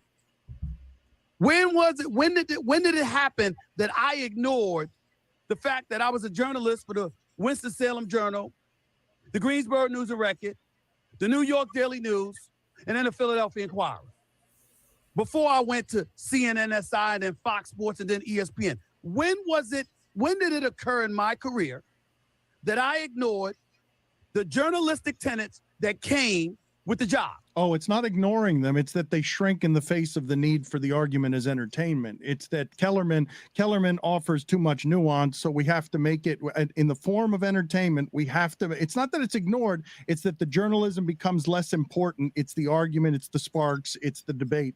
That's what you usually complain about, right, Hoovy? In the boat, and that's what you usually complain about. Surprised that you're missing it, Dan. Is that it's not about us. It's about the money. The fact of the matter is that somewhere along the lines, social media came into play. And even with YouTube, you have the ability to monetize your product. People look at whatever it takes to monetize those products, their product, and they prioritize that, and that dictates what they do. If you are a guy, if you are on social media, and guess what? You don't have to go to college, and you don't have to take 18 credit semester hours like I did each semester, and you don't have to get a bachelor's degree. And all you got to do is go on YouTube, talk smack, find a way to build subscribers and viewers per episode, and monetize your brand, and you get to bypass all of that stuff. Pause. Put in place that allows you to do that. All right, go ahead. All right. Okay. Okay. I don't know if you find that to be annoying, but I find that to be just highly stupid on Stephen A's part. Mm-hmm. Also, just because we didn't go to college and go and get a journalism degree like you did. So what exactly are you trying to say? Are you saying that that's not a good thing? Let me tell you something, Hoovy. I don't care what anybody says. I will always give people props for going to college, for getting a master's degree, a doctorate degree, or even just a regular bachelor's degree. Props to you. But if anybody else have the capability to bypass that and still succeed in life, I'm going to applaud them too. I'm highly going to give them credit for it, just as much as credit as the person who went to school. If you were able to bypass college and not able and bypass all the credits, bypass all the scholarships, and you were able to succeed in life, live the American dream without going to school, then props to you also. Props to you. Don't get upset or complain that you went to school, but yet the person who didn't go to school has as much success as you. Don't get upset about that, and don't complain about that. Okay. Oh, All hold on. Let me push back a little bit because let And me. you've elected to do I that. want to hear what he has And to say whatever it first, takes to right? Let me rehear what he said, and then because I think he's responding to what Dan is saying, right? Because I think Dan is pretty much saying that yeah, you have the journalism degrees and all the other stuff, but it's the way that you and Skip Bayless have monetized this space of debate has birthed a lot of people who didn't go through that, but yet they still have the same opinion and can get the same type of traction that you do. I think he's responding to what Dan is pretty much applying to him. But there's nothing. Do you find a problem with that too? No. Like I think get your money how you get it. Like it don't matter if you go to school or not. I don't have a problem with that at all. But let me finish. Let me hear what Stephen A had to say, and let me see if All right. he's saying what you're saying. He's saying. All right. monetize those products, their product, and they prioritize that, and that dictates what they do. If you are a guy, if you are on social media, and guess what? You don't have to go to college, and you don't have to take 18 credit semester hours like I did each semester, and you don't have to get a bachelor's degree. And all you got to do is go on YouTube, talk smack, find a way to build subscribers and viewers per episode, and monetize your brand, and you get to bypass all of that stuff. And there's an industry that's been put in place that allows you to do that, and you've elected to do that just to get paid. How the hell is that Skip Bayless and Stephen A's fault? Or Dan Le Batard, for that matter, or anybody else? They created those platforms. It's allowed to be monetized. People see that has the potential to pay you more than a $75,000 to $90,000 salary working in newspapers. Everybody don't have space for you to do talk radio or a television show. So you figured out a way to do this rather than punch a clock, work a 9 to 5 in corporate America at whatever job you're doing. And that's basically been more beneficial monetarily to you. How is that Skip Bayless, Dan Le Batard, Stephen A, Will Bond, Kornheiser, or anybody else? Well, I don't think entirely, right, that this category that I'm talking about is something that I fit in. Just because you and I have had a long relationship, I don't think we've ever had an argument on or off the air. Like the argument is not something that I pursue. I'm not saying it's not good for television. I'm not saying that. I just know that the show that you did with Skip Bayless was one kind of show, and then the one you did with Max was a different kind of show, at least in part. And you've said publicly that you didn't like how Max wasn't interested in the argument, in the sparks as you were. What I'm saying to you is this. Okay. Now, according to what I'm hearing, he's saying Dan Le Batard is basically blaming Stephen A for all the people who come out and they go on, they can do what they do without having to go through all the stuff that Stephen A went through. As far as going to school and getting credentials and stuff like that. Okay. Yes, Dan is basically blaming him for that culture, right? And I don't think either one of them is saying that it's that people having this opportunity is a bad thing. Well, but if you are going to start blame shifting, you pretty much are complaining. No, if you're going to blame somebody for it, if you're going to blame someone that now a new culture has arise, that's a complaint.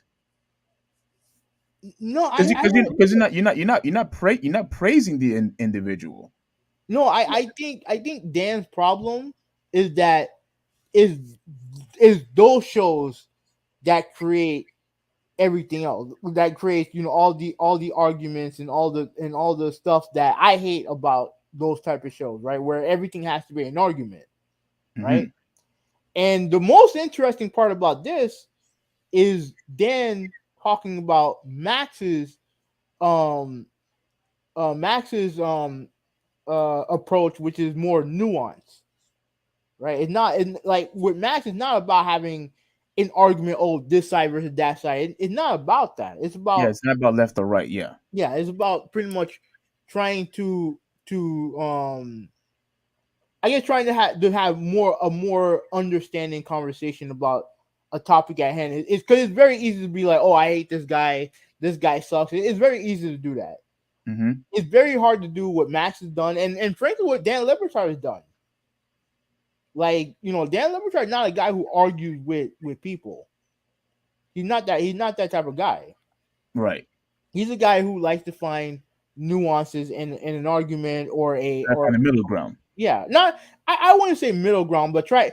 He's not one of these people who try to like trash people, right? He tried to explain how maybe what they're going through and stuff like that, which is kind of a lot of the same way that I approach things.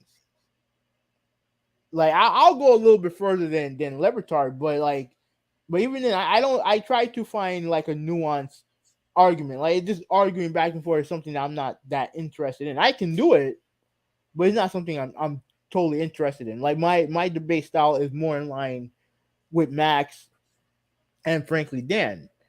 And I guess what the most interesting thing about this is Mhm. essentially Dan calling out Stephen A for wanting someone who's just going to argue with him, as opposed to someone like Max Kellerman who's not going to do that as as flagrantly as like a Skip Bayless would.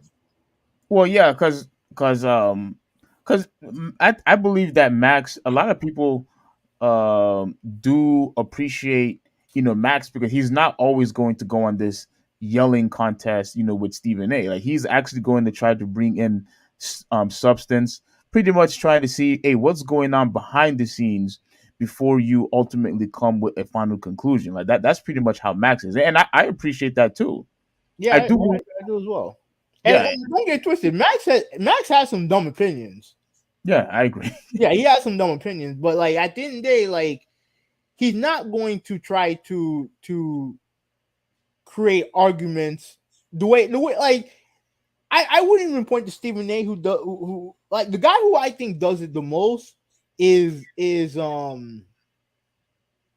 Skip Bayless. I think I think Stephen A. is in the same line as Skip. here's the reason why, because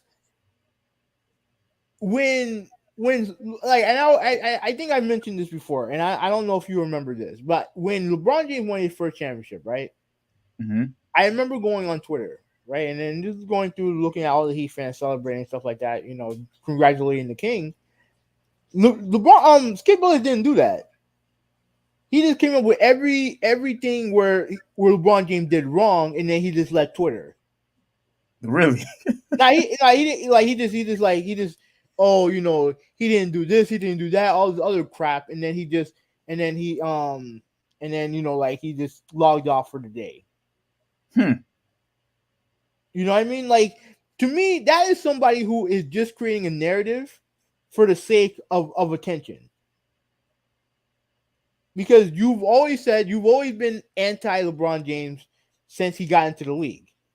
Hmm. You put these expectations on him that were even by LeBron James standards unrealistic, right? And you're always going on about he's the one that pretty much started the whole him versus LeBron thing, like him versus MJ thing, even though it wasn't an argument like 15 years ago.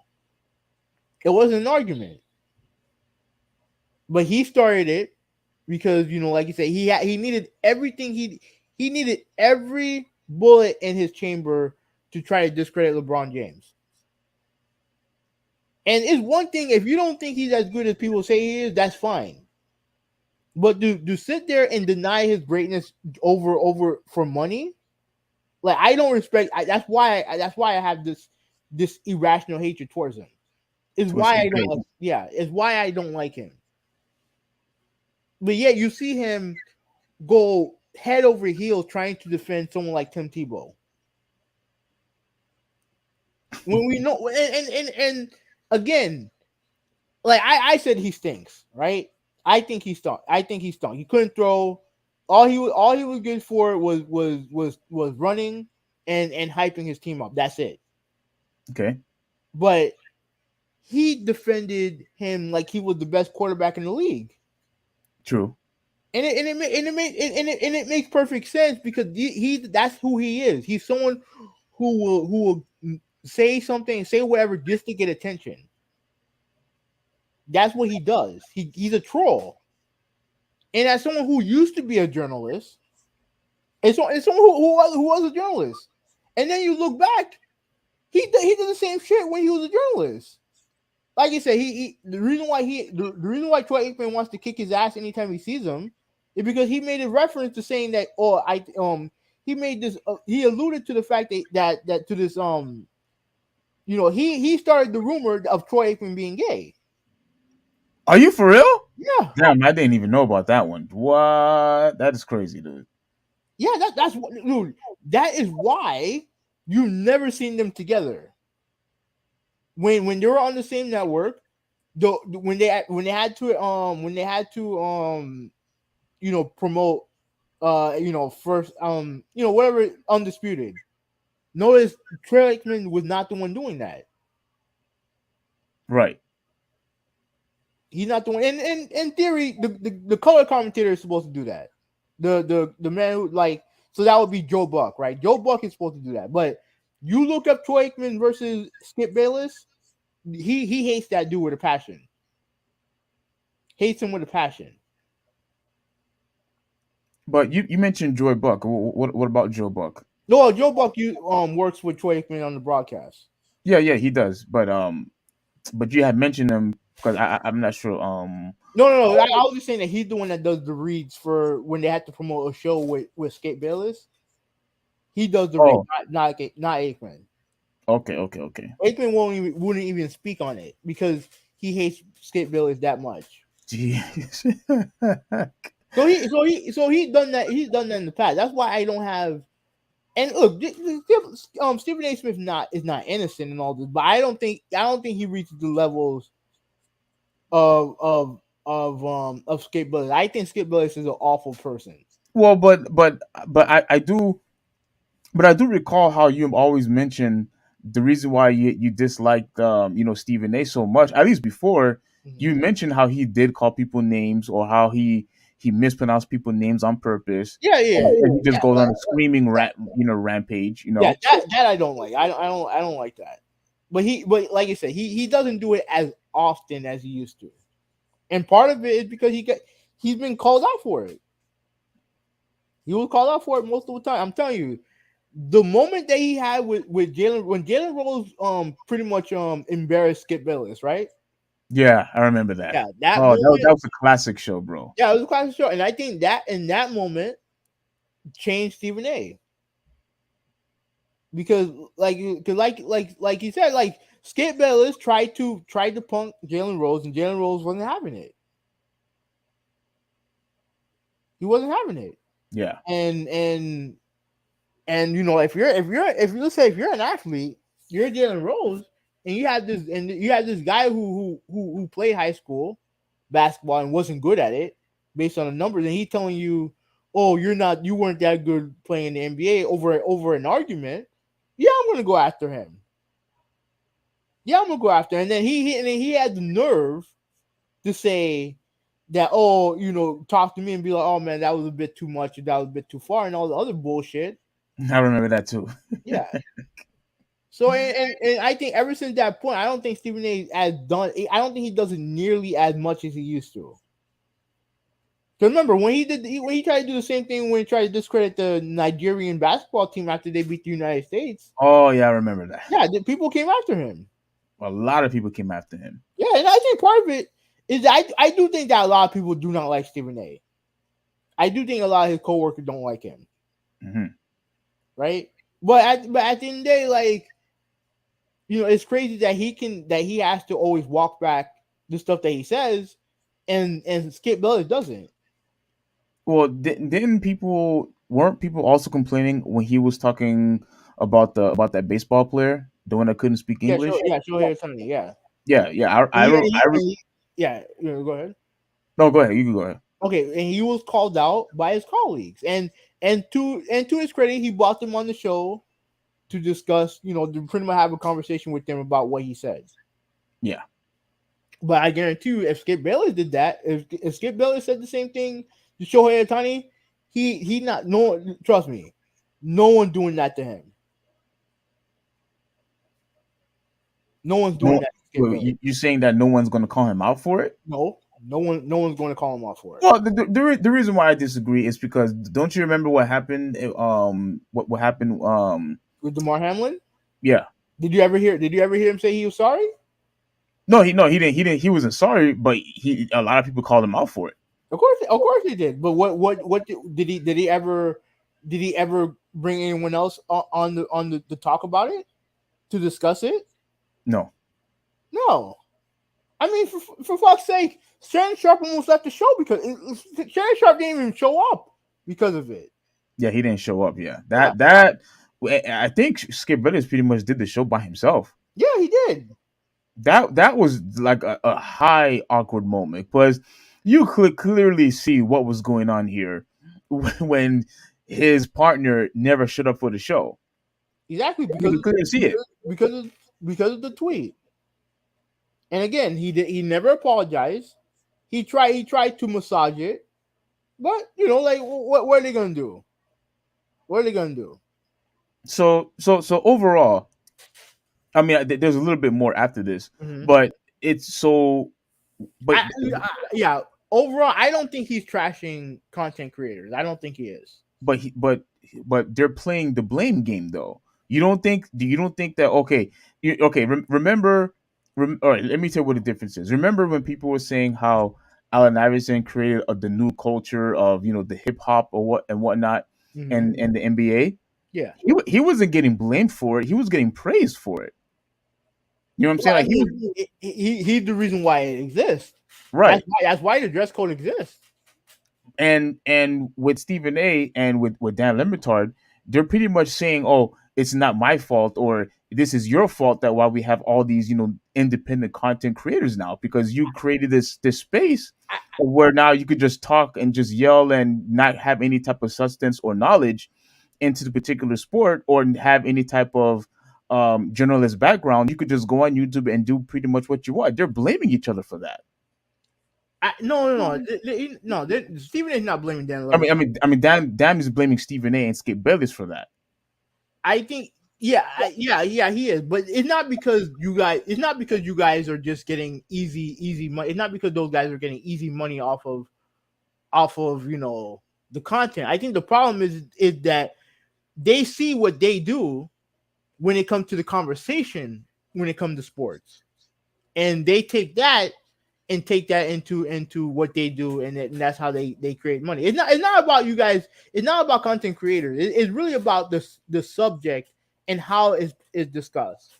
Because let's be real, like if you have someone who's doing what they're doing, and they're successful at it, and the way they're successful is the way that the pros do it, and the way that the pros do it is let's just say it's unethical. Yeah, people are gonna have a problem with that, but it's not because they're making. It's not because of how much money they're making. It's because of the substance of what they're talking about. It's more about the substance than it's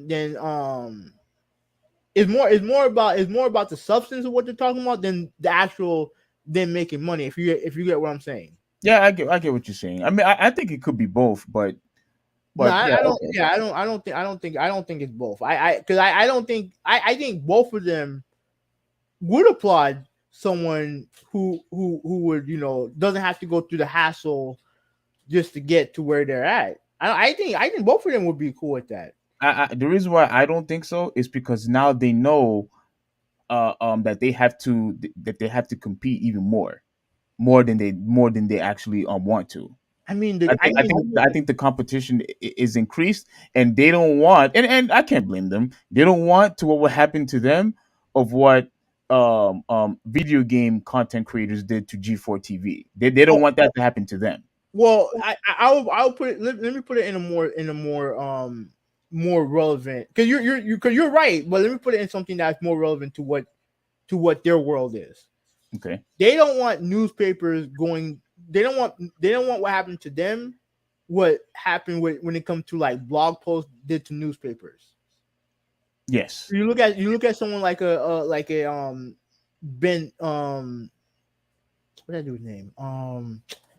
Damn, what's that dude's name? The Boston fan. What's that dude's name? Something Simmons. Bill Simmons, right? Okay. I to my knowledge, he doesn't have. I don't think he has a To my knowledge, I don't think he has a journalism degree. He was just a guy who made a blog, who wrote about his love for Boston team. That's all he did. Yeah. But he got popular, and that where did that end up? Where did that lead him? It led him to ESPN. Covering NBA Finals games, and now he has his own network.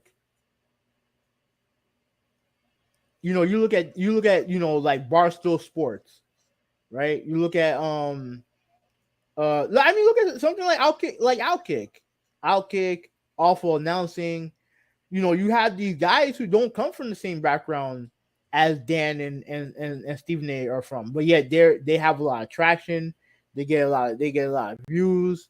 They have they have their they have their audience. And and maybe it's that is what Dan Le Batard is more upset about than just a random guy on YouTube making content. I think he's more upset about not necessarily upset, but he kind of sees that a lot of what they're doing is a lot of the same salacious headlines and topics that really was birthed by First Take. It is by Stephen A and Skip Bayless First Take. Okay. So I think that So I think that's where Dan's frustration is coming from. Okay. I think there's a little bit more, or I mean, we could stop here if you want. No, let's see. If people want to watch Dan Le Batard,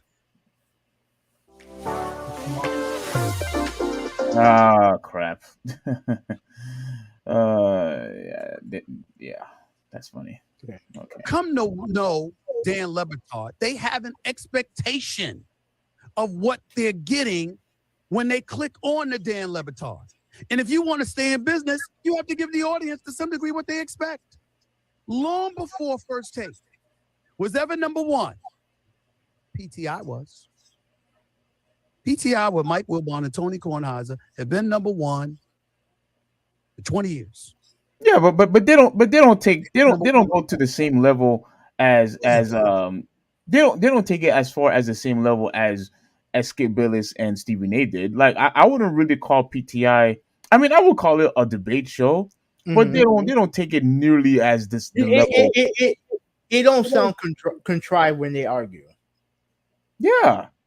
But truth be told, like, I'm not the biggest fan of Mike Wilbon, or Tony Kornheiser for that matter. But their arguments don't sound contrived, and I felt like a lot of times especially Skip Bayless, I feel like his arguments are contrived, and I think Stephen A puts sauce on some of his arguments. Oh, you said sauce. Yeah. Yeah. But yeah, I think the way, I mean, I don't know if you watch PTI, but I think PTI is still a phenomenal show without going with all the craziness with the yelling and all the crazy stupid statements like Stephen A and Skip Bayless like to do. So I don't think that's a really good comparison. I mean, in my opinion, yeah, they're number one. I mean, at least at the time, but they weren't doing the same thing that you and Skip Bayless was doing. So yeah, I just had to get that out real quick. Okay. 9 years before we ever came along. 9, 10 years before we ever came along. They were doing it. So I should blame them. I should blame them. No. What I'm saying is, no one said it about them. No one said it about Around the Horn, which was there years before we arrived. No one said it about Jim Rome with what he's doing. And you know how great Jim Rome has been. Because they gives actual substance. That's why. But no, I don't like Jim Rome at all. Yeah, but Around the Horn, PTI, of course they're not going to get the blame. And even if that was the case, like, so what? If Skip, let's just say that Skip Bayless and Stephen A was highly responsible, and why not everybody who's a content creator or YouTuber wants to emulate, what they do, and if they're making money, well, good for them. Good for them.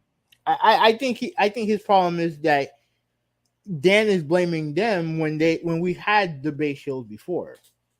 So Stephen A is right about that. They've had debate shows. I just think that of all the shows that he came up with, I think that show with him and Skip Bayless. Yes. Two, here what I think happened, right? One, you had two guys who like to debate with each other. Two, black and white, like you said, and you always try to deny it, but race does play a factor in this. Oh, here we go. No, I'm dead serious. And the third thing is that it was popular, and remember, the whole Tebow thing was popular. Like obviously the LeBron James thing was popular, and it had viral moments that you won't see on Around the Horn or PTI. Like we're talking about viral, like the Jalen Rose thing, when Mark Cuban went on the show. Oh yeah. Like Richard Sherman coming on the show and trashing Skip. Terrell Suggs went on the show and trashed Skip, and like I said, the Tebow stuff was, I guarantee you, the Tebow stuff was some of the most the highest rated ESPN shows that they've ever done. I guarantee you it was. So and PTI don't do that. Around the Horn don't do that. So yeah, let me continue. Mad Dog been screaming since 1987. You mutated it, though. It's fair to say that you turned up the volume on all of it, that there are more flames around what you guys are doing. Are you going to sit up there with a straight face, Dan Le Batard, and said, I turned up the volume on Mad Dog Russo? No, you're not listening. You're not on the argument. Go ahead. What happened? Okay. He does make a point about Mad Dog Russo. But like I said, go ahead. What were you gonna say? No, I was gonna say that Dan Le Batard is spot on that.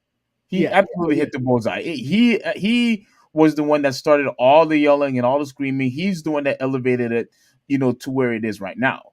Yeah, I think it was the combination of the two of them. Because individually, I don't think they would have done it by themselves. I think together they did that. Yeah.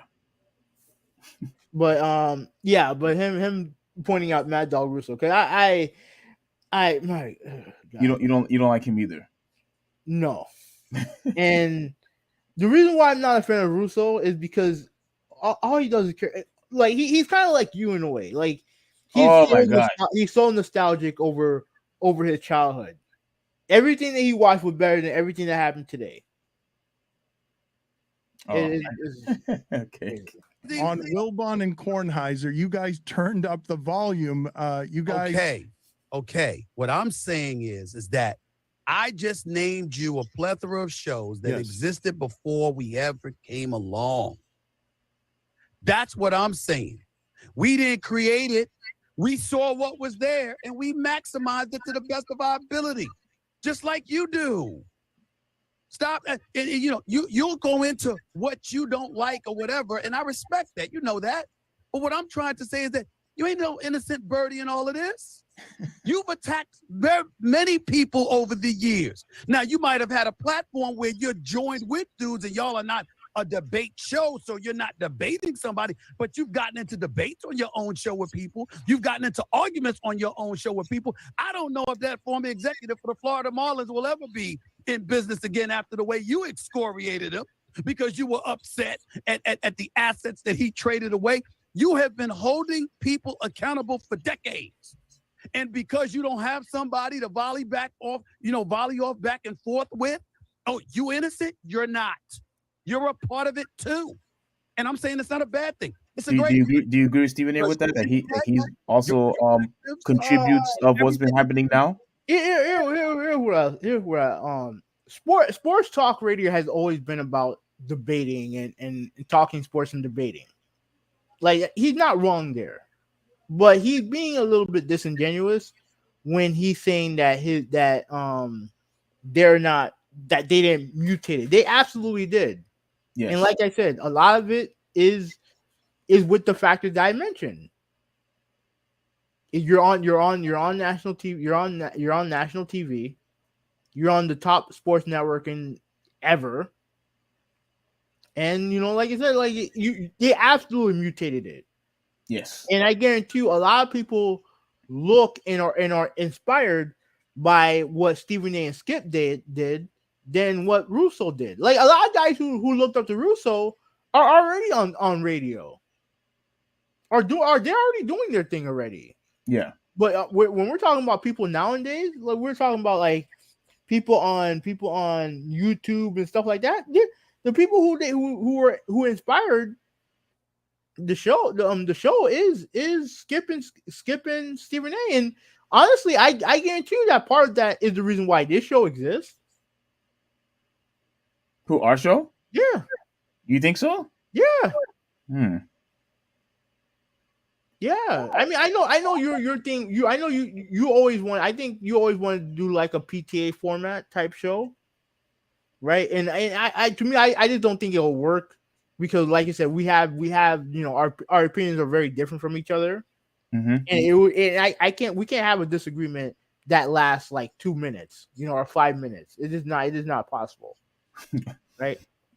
So our show, in a lot of ways, kind of is mutated from what Skip and Stephen A. did,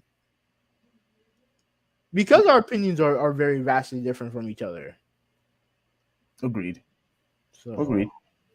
Yeah. So I mean, overall, we can move on after this. Yeah, we can. Yeah, we can. Move But on. like, ultimately, I personally, I don't think he was trashing content creators. I think what happened there was that they were just having a conversation over the way that the conversation about sports have happened over the past 20 years, and a lot of it is inspired by Skip and Stephen A. So Stephen A. can mention all those shows that he wants. The fact is that the show that motivated all the conversation nowadays is Skip and Shannon. And not Skip and Shannon, Skip and Stephen A. Yeah. And it's the reason why Skip and Shannon exists, is why Stephen A. show is why First Take it still exists to this day. Off the backs of Skip Bayless and Stephen A. Smith. Yep. Agreed. And look, if more and more people are able to create more content and have better personalities, and they didn't have to go to school for it, I think, hey, listen, if you could bypass all of that, bypass of not spending money, bypass of hours of school and studying, look, that will always be praised in my book. You should be praised for that. Absolutely, you should be. And if Skip Bayless and Stephen A. is to blame, or if they should be the ones to get credit, that we have all these YouTubers now and that wants to talk about sports and that wants to talk about basketball, football, or whatever sport that they want. Look, if the personality is there, if the entertainment is there, the content, the knowledge, if all that is there, then look, you have the recipe to have a good, successful show. So whatever Dan is blaming Stephen A. Smith for, to me, ultimately for me, I think it's a good thing. I don't necessarily think it's a bad thing, or people should get blamed for it. I think it's a good thing because now people are making money, other people are reaching relevancy and popularity. Like all it is just more people having greater opportunity for themselves and for the lifestyle. That's it. So that's my last thing. So I'm good. Okay. All right. So yeah. So let's go on to the pretty much the last two topics. Yeah. They're kind of joined together. So yeah. So and Malta said that he loves Skip and Shannon. I think you don't love them at all. Do you even watch their show at all? No, no. Malta said that's what Malta said. Yeah, yeah. But do you watch their show? No, no, no, Not even a little bit. no. Because cause what it is just is just another argument show. And look, I'm not going to waste my time watching anything Skip Bayless does. So You really despise. You're also just like Charles Barkley, because Charles Barkley doesn't like him either. yeah, I know, Oh, and that's weird because in my honest opinion, when it comes to their analysis, they're the same. They are absolutely the same. well, the The reason only, why, the only, the only, the only difference is that Barkley's funny and well, Skip. but the reason why I disagree with that is because Barkley is not going to trash someone just to get attention. He doesn't trash LeBron James or Aaron Rodgers like Skip Bayless. He doesn't go I after don't, the I don't, most I don't, I popular. don't, I don't agree with that at all. Just because he doesn't have social media doesn't mean that he doesn't like the attention. Well, I don't think he's doing it just to get the attention, because that's why he is complaining about Skip Bayless all the time. He mentions it all the time. Oh, the reason why I hate Skip Bayless is because he's always talking about the best players like LeBron just so he could get attention, or pretty much clickbait. Want to bash somebody else who's probably one of the best superstars of all time, and you're bashing him just so you could get an outrage from people. I don't. For a guy who calls Anthony Davis street clothes, I don't want to hear it. I don't want to hear it from him. I don't want Well, to hear it from him. I mean, okay. You know what I'm saying? Like, and then he's constantly getting into these arguments with Kevin Durant, and someone came up with something that was actually very interesting about Charles Barkley. That not only is he sensitive, guys back in the day were just as sensitive as Kevin Durant is now. They were. You think so? Yeah, the only difference is you don't have social media now. They didn't have social media. Hmm. But guys were just as petty. They were, dude. Like, come on, man. Like, Michael Jordan came up with a story to go after a guy after he scored 37 points on him one year. Michael Jordan was going after a guy because the guy scored Yeah, 37 points on yeah. him. A guy scored 37 points on him one year. It was a Washington Wizard player. I forgot his name. A Washington Wizard player scored 37 points. And Michael Jordan, the next time they played, I think they played him a couple days later. I think he Hmm. scored like 50 on him. And the reason why he said he did was because the Washington Bullet player said something offensive to him. Well, you But think that's a then, bad thing? no, no, no, no. But Oh, here's okay. the thing: years later, we find out that that Michael Jordan made it up. He completely made it up. And Wait. why?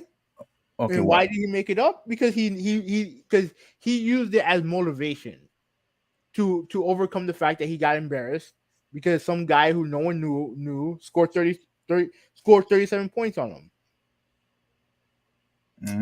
Okay, that's an interesting story. I gotta look that up later tonight. And then look at the Last Dance. Every time, like Carl, I think when they played the Sonics in the finals, right? George Carl didn't say hi to him at dinner. Jordan's like, "Oh, I took that personally." Like, come on, man! Like these guys, come on, man! These guys have always been that way, and Charles as well. I mean, he's not as sensitive as Kevin Durant, but just tell me that nigga not sensitive. Like, fuck out of here. Okay. So yeah, when it comes to that, yeah, I think they're the same. Yeah, like Charles Barkley played. He was a great player, but like him constantly attacking guys and going after guys, like I don't see no difference in that. Well, I think Shaq is really the one that does that more. Oh yeah. Well, no, I agree with that too. But like, yeah, no, I agree with that. But like, I just feel like when it comes to like his hatred for Skip Bayless to me is just weird because I feel like they're the same guy. So, I feel like they're the same guy. I mean, look, I understand, what you're saying, but there's so many guys out there in the sports media world that they all had, some type of beef, or went after, somebody. Like we seen it. Obviously, we seen it with Skip. We seen it with Stephen A. We seen it with Charles. We seen it with Shaq. Um, and what's his name? Mad Dog. He has done it, a lot. And look, a lot of people have been saying, oh well, it's a good thing. Look what happened with, with Steven Jackson, or in their podcast, how they call people out, or they'll call people names, or whatnot. And for me, and here's the thing, what I have to say, at the very least, they had retired, I think, way after, Charles Barkley and Shaquille O'Neal. They know, they were around, when social media, was pretty much relevant, to society. Mhm. And they pretty much doing the same thing now. Like, I mean, they don't do it often, but they are pretty much doing the exact same thing what Skip and Stephen A have been doing. No, Calling the names, like like for example, when they were calling out um come- crap now Kwame Brown. Kwame Brown. Well, they, they, They they, did the didn't, same. they didn't call him out. Here's what happened, right? She made like they made a joke about it. Kwame Brown pretty much went back at them, and that's when everything went Okay, straight. okay, No, okay. You would have been upset if Charles Barkley was playing a joke on somebody's name. Also, you no, would you would you would have been that. Oh, you crossed the line with that too. it wasn't. It wasn't. Here's the thing. It wasn't nothing that anyone would have like. Yeah, we all know Kwame Brown was a bust. Everyone knows that. And I don't have a problem with Kwame Brown going after him, but like it just went like because as someone who has listened to their podcast, they're not their show is not like that at all. They don't just go around just trashing people. No, no, I'm just saying that they've been guilty of doing it. I mean, everyone's been guilty of doing something like that. But I'm talking about when you deny. Okay, the thing that annoys me about Charles and Skip is that Mhm. they'll deny someone's greatness. With Skip is LeBron, with with Barkley is Durant. And I'm sorry, calling someone a bus rider, a guy as good as Kevin Durant, I don't give a shit what team he plays on. He's not that's not who he is. But you know what he means by that. You know I don't exactly what he means by that. I don't give a shit what he means by that. No, you do know, because what he is saying is that you wasn't a leader on your own team, similar to like what Steph Curry did, LeBron or Wade or Shaq did, and you decided to go to a championship team who already won a championship to make it easier for you to win a championship for yourself. Okay, and Charles Barkley did the same shit. He did the same thing. He did the same thing. Not only going to Phoenix, but also going to Houston. Yeah, but they were all out of their prime. They were all Okay, out of but their they, prime. they were they were a couple years removed from winning a championship. Yeah, but they were like way out of their prime after that. Like, you know what I'm saying? Like, they were way out of their prime. Even That was in the super team, and no, also. it's not even about that. But you went to a different situation to get yourself closer to a championship. That's what he did. And then just constantly attacking the dude, like it's over with. Like it's over with. Like after LeBron James won his first ring, like what the hell should Skip Bayless have to say about LeBron now? But he always comes up with something. Why? Because that's something that he knows that it makes him money. It makes him money, gets him attention. Yeah. And I'm sorry, like I just feel like a lot of Charles Barkley criticisms are done the same way, with the same intention. Okay. All right, so anyway, moving on. Yeah. Like let's talk about something good. Let's talk about the playoffs. All right. Yeah, this is gonna be So good. we had the play-ins, which start tomorrow. Miami gonna be playing Atlanta, and I think Toronto is gonna be playing Chicago, which is weird. I'm stunned Chicago made the play-in. You Um, are yeah, really yeah. That team been a disappointment all year. okay. But okay, so let's start with the play-in, and then we'll. No, actually, no.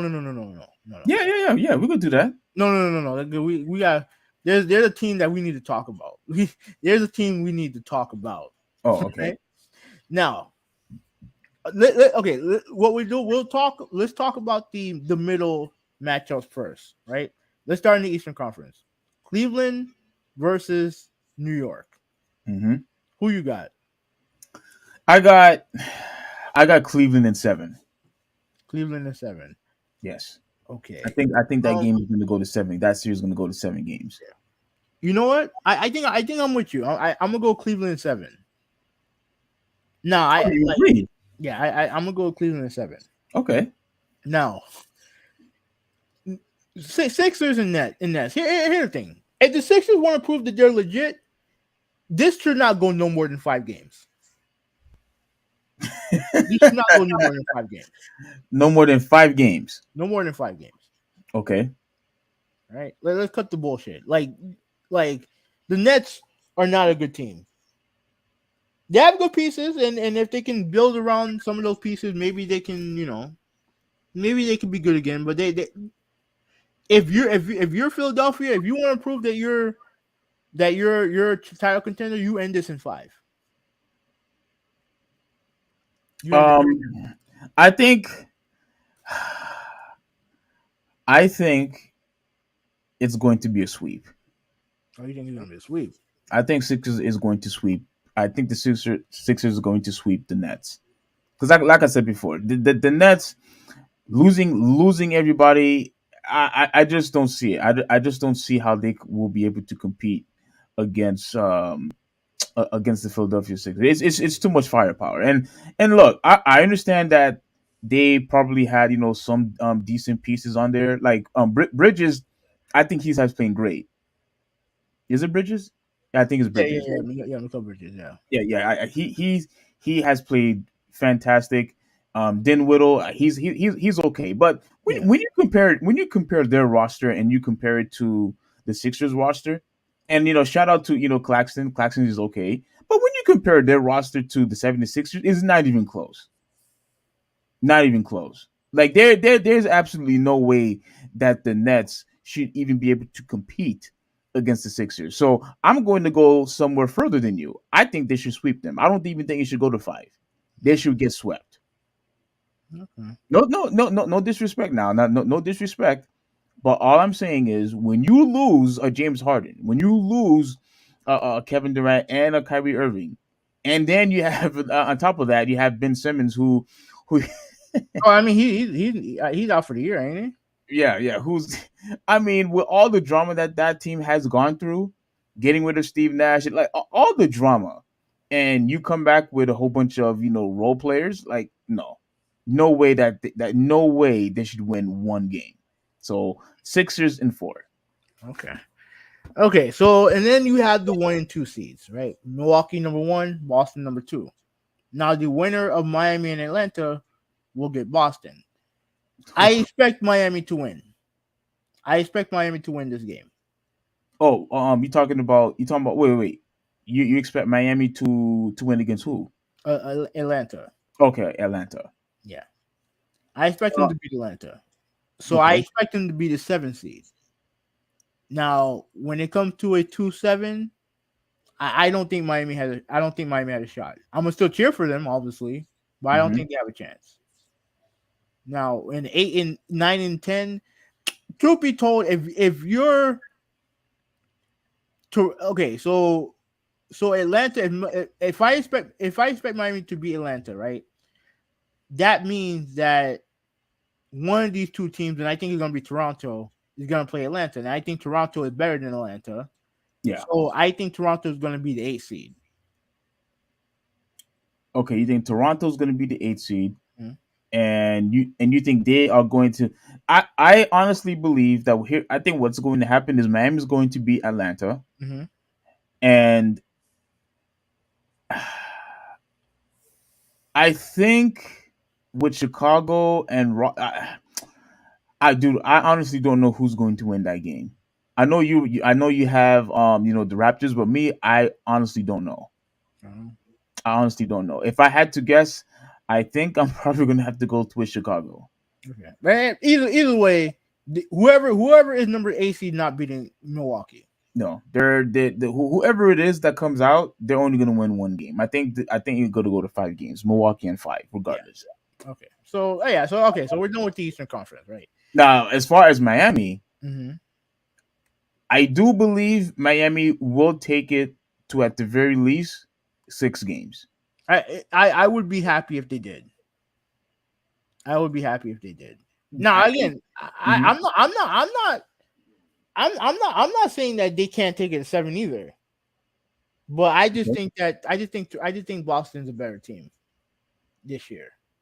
Well, yeah, but Boston is by far, is a better team. But when you really pay attention, like I trust, Eric Spoelstra, and then if Bam Adebayo and Hero and Butler can all three of them have, at the very least, no, I'm gonna take it further. If they could But all three of them have great games, mhm. I think they could take it to 6 games. Now here's the thing that people kind of forget, and sometimes I forget too.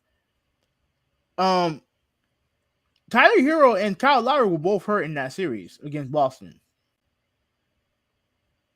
and you're talking about a series that was decided on a last second shot by Jimmy Butler. Hmm.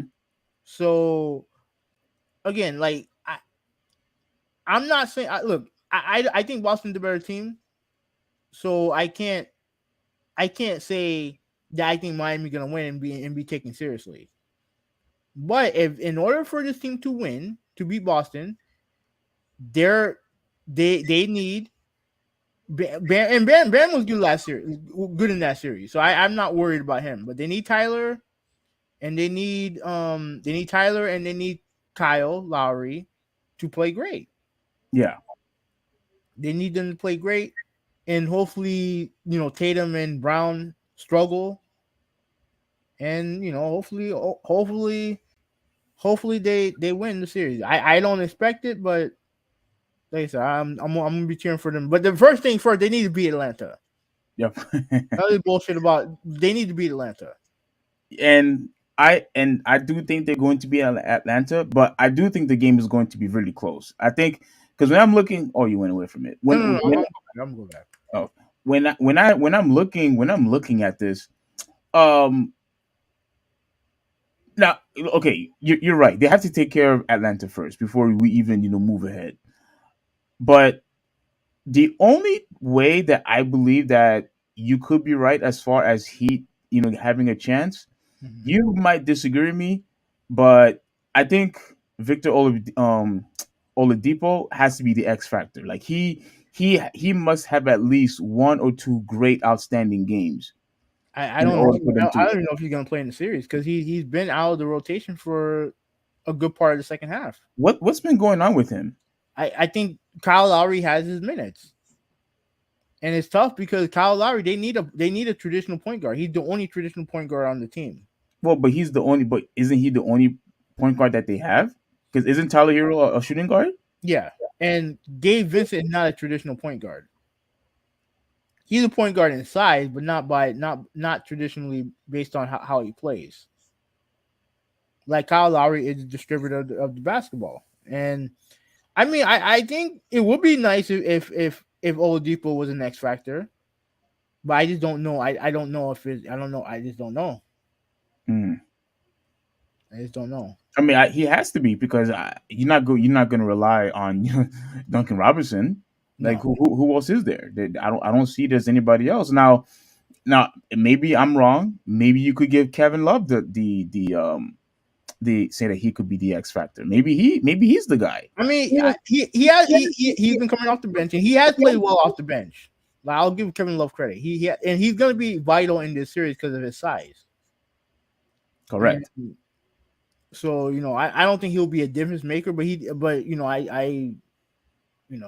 hope that I hope he can be. Yeah, one of those guys has to step up in order for Miami to have a chance because although that they're in the seventh seed, there's just absolutely no way that they could be that bad. Not with the roster like that. You if you're right of what you've been saying on Twitter, like if those guys are really meant to be at the very least stars, all stars, they should be able to compete against Boston. It shouldn't be no different than what happened to them last year. It shouldn't be a difference. Yeah. So that's it. Right. All right. So now let's go to the Western Conference. That's the most. That's the one. That's the most interesting one.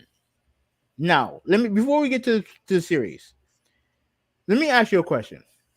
Now you have the 1, 2, and 3 seeds: Nuggets, Kings, and Memphis. Right now, some people are saying that 4, 5, and 6 are better than 1, 2, and 3. That 4, 5, and 6 is better than 1, 2, and 3. Mm-hmm. Now, I would agree with that, but I think that's being disrespectful to the Grizzlies. Yes, I do agree with that. But it's hard to argue. It is hard to argue. Now, 4 and 5, like Phoenix and the Clippers, Mm-hmm. that's gonna be a fun matchup. Now, I do think the Suns are gonna win this series. By Because how many games? I think he's gonna go 6. Because Paul George, I think, is still out. I don't know if he's gonna play. And without Paul George, they need all the firepower they can get. I think Phoenix beats them in 6. Now, this I think it's going to be the Clippers. Oh, you think so? And the only the end but I mean this is here's the caveat here. Mm-hmm. The only way I believe that the Sixers will have a chance is if Kawhi guards KD full time, the whole entire time. I don't think you can't. He's going to guard him in the series. You're going to guard him in the series, but like I think this is the moment for Kawhi to re-elevate himself. mhm. And I honestly believe that if he could do whatever it takes to try to at least slow down Kevin Durant, I do think the Clippers has a chance to beat them in 7. Okay, I don't disagree with you there. But it has to be Kawhi. With the elite defender that Kawhi is, Mhm. he knows that I mean, the team has to talk about this. Like somebody has to talk to him about this. You need to guard Kevin Durant in order for us to win. There's nobody. I don't see anybody else that can lock Kevin Durant any better than you can. He has to be the guy. Yeah, I agree that. I mean, you paid him all that money. It's about time he showed you why you paid him the money. So okay, I can see where you're going. I think without Paul George, I think Phoenix got this one. Now, You're right mhm. with the whole thing, with Paul George, but now that Chris Paul is so much, so much older, and and don't get me wrong, do I still think he's somewhat of a star? Yes, but it looked like he's pretty much in a similar position as Kyle Lowry, to where he's good, but I don't think he's that much of a difference maker anymore like he used to be. No, and honestly, he doesn't have to be. He doesn't have to be. Like you have Booker and Durant. Like, come on now. You have Booker and Durant. Like he should. And that was my problem. That was my problem last year. Everyone going after Chris Paul. Like Chris Paul, like he's old. Yeah. Like you with the people who you need to look at is Booker and honestly Booker and Aiden. And now you got Durant. Like he can be a contributor. He can be a contributor. Like he can't be your best player. Like Chris Paul can't be your best player. Not at this stage. No, no, no, no, no. If you're going to rely Chris Paul to be, the reason why, yeah, you guys are not going anywhere. Exactly. You're not going anywhere. All right. So the 3-6 matchup. This is interesting because here's the thing. Honestly, this is what everybody wanted. Everybody wanted to play the Kings. This is what Every year. everybody wanted. Mm-hmm. This is what I guarantee you the Suns would rather play the Kings. I guarantee you the Clippers would rather play the Kings. The Lakers would rather play the Kings. Okay. Why? As good as they are, people don't believe in them. They're a young team. They're a team that don't play good defense. And they're a team that I think Golden State is gonna beat. I think Golden State's winning this series. Whoa. Dude. Okay. I need to say this. Now, you're right that their defense is very bad. Their defense is awful. I think they're almost. I mean, they're almost dead last as far They're as. they're they're a team that is a offensive juggernaut, but Well, well, that's the reason why I believe that it's going to be very difficult to just say the Golden State Warriors is going to win because as far as offense, I think they're number one or number two. yeah. So knowing that they have, an amazing, offensive firepower as far as the whole entire roster, I can't just definitively say that. Oh, this is going to be, cake for the Golden State Warriors. I can't go that far. I But can't, especially since the Golden State can't win on the road. Go okay, ahead. that's fine. But here's the thing: we've seen this Golden State team play defense before. When they were younger.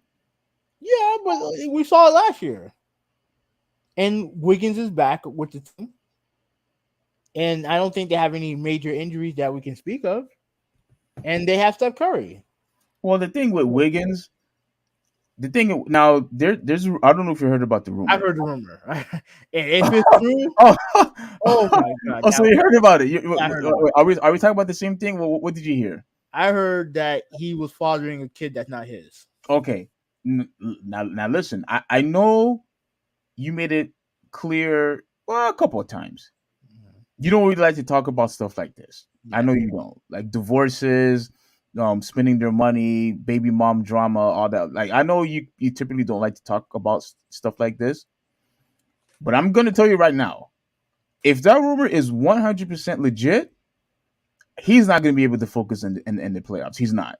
Again, we're not going to talk about in huge depth of what's going on in his private life, but the fact that it was all over social media, if this is actually legit, Hoovy, I don't necessarily think he'll be able to focus because we're talking about his own children here.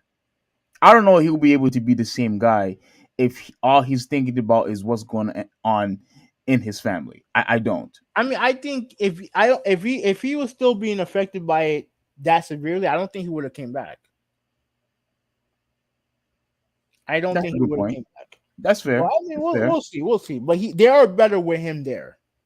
Yeah, no. I know. I agree with that. The only issue is that because the Kings do have Sabonis. Like I don't care what anybody says. That Sabonis is that dude could ball.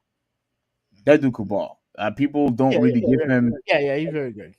Yeah, and I forgot the other dude's name. Fox. Fox, yes. Yeah, Fox. Yeah, and he been waiting forever for this chance. Like he's been their best player for a couple of years when they've been losing. Now that he's winning, and now that they have a playoff game, like the pressure is gonna be on him to perform because it's gonna be the biggest game that he's gonna be playing in his life. So, and I know you don't like this guy who you always talk about. Oh, they traded him for Kevin Durant. Like, who is he? He's done nothing. Blah blah blah blah blah. But it's time for you to give Barnes his props. For what? I know it. I know it. Come on, dude. I think he's averaging at the very least. Let me look it up. I think he's averaging 16 points a game. 16, 17 points a game. Like, let's not act like as if the dude is just some average player. Bro, he's good. Bro, since he left Golden State, I didn't know where he was. I had no idea where he was playing at. Also, you didn't even know. Well, I mean, look, that's fine. I mean, come on. No one's not going to talk about him in sports media or anything like that. So, I mean, I understand it's going to be hard to keep track, but I No, mean, he's a good player for them. He averaging 15 a game. Like that's fine, but we're gonna sit there. I like he's the reason why they're where they're at now. no, No, no, no, no. What I'm trying to tell you is that these guys have a squad. It's not like the Golden State Warriors where they have one or two no, guys. They have multiple guys that can score in multiple spots. obviously they have a good team, but they have a team that has really no experience outside of a couple guys. That's The true. top two guys don't have that much experience, and you're going up against the defending champions who seem to be more healthy now than they've been all year. That's true. That's So true. me personally, But when you have 5, 6, 7 guys who could go to double figures on a daily basis, I mean it's no wonder why they're in the third seed right now and why they're number one on offense. yeah, they have firepower, but they can't play defense, and we've seen this Golden State team play defense, and we haven't seen that, with this team. I do think the game is probably going to go to 6 games. I just don't know who's going to win. I'm picking Golden State. I'm picking Golden State. You know what? I probably well, it really depends how well Draymond Green does on defense, Mm-hmm. and if Wiggins could not, if as long as Wiggins is the original Wiggins from last year, and as long as his personal life, as long as if it's not true, I mean, as long as if it's true, I mean, if it's true, if he could focus and not get distracted on his personal life, then yeah, the Golden State Warriors could win. They could win in probably 6 close games. Yeah. I think they could win. Okay. All right. So now we go to the play-in. Now here's the thing, right? I think the two teams that are going to be in the play-in is the Lakers and the Pelicans, right? Now, I think the Pelicans are going to be the 8th seed, right? And they'll play the Denver. They'll play Denver. I think Denver's going to smoke them probably 4-0. Zion's not back. If Denver's serious, they sweep the 4th seed. They sweep the 8th seed. Yeah. Now, let's get to 7 and 8. Now, first thing first, you have to give props to the Lakers. They were at one point they were the 13th seed. Yes. They were a team that were literally that I thought they weren't making the playoffs. But once they traded Westbrook and they got pieces back, they've been better. Absolutely. And I think they've had one of the best records in the league since the All-Star break. Yes. LeBron's back. AD's been fantastic. He's been incredible. And honestly, they should beat Minnesota. Now, speaking of Minnesota, let's watch some video. Let's watch video. Okay, I already know exactly where you're going with You this. see the video right here? You see I it? know exactly where you're going with this. Yeah, I see. Okay, let's run this. Do you see it? Oh, hold on. Yeah, I can see it. Oh, let me move this. Let's hide this. Now, okay, hold on. Let me rewind. Let's rewind. All right, so it's normal huddle. Everything seems to be regular huddle. Now, let's look at what happened before. Yeah, I see somebody holding. You can see someone. I don't know if that's a chick or a dude holding. Yes, lady. And she should have kept holding him because Rudy Gobert hit him with a sucker punch. No, I wouldn't say sucker punch, but he you know the thing I don't like? I don't like it when guys punch guys and then move backward. Now he did get pushed backward, but you can see multiple times. Multiple times he was pushed backwards. Yeah, but he did moonwalk his ass backwards. He did his best Michael Jackson impression. Mm-hmm. Now he got suspended a game for this. The team gave him a 1-game suspension. Now, let me ask you a question. Let me ask you a question, Steve. Yep. If Karl Anthony Towns did this, would he get suspended? No. If Anthony Edwards did this, would he get suspended? No. No, I get. Here's the thing: if they actually like playing with him, with Rudy Gobert, I don't think he gets suspended. I think no, I still think the Lakers should beat them because here what else happened. Let me see if I can find this video. Let me see Okay. if I can find it. Let me see if I can find this video. Yeah, this should be good. I forgot to do his name. Damn. I would try to help out, but I'm not really sure where you're going with this. But Look at this.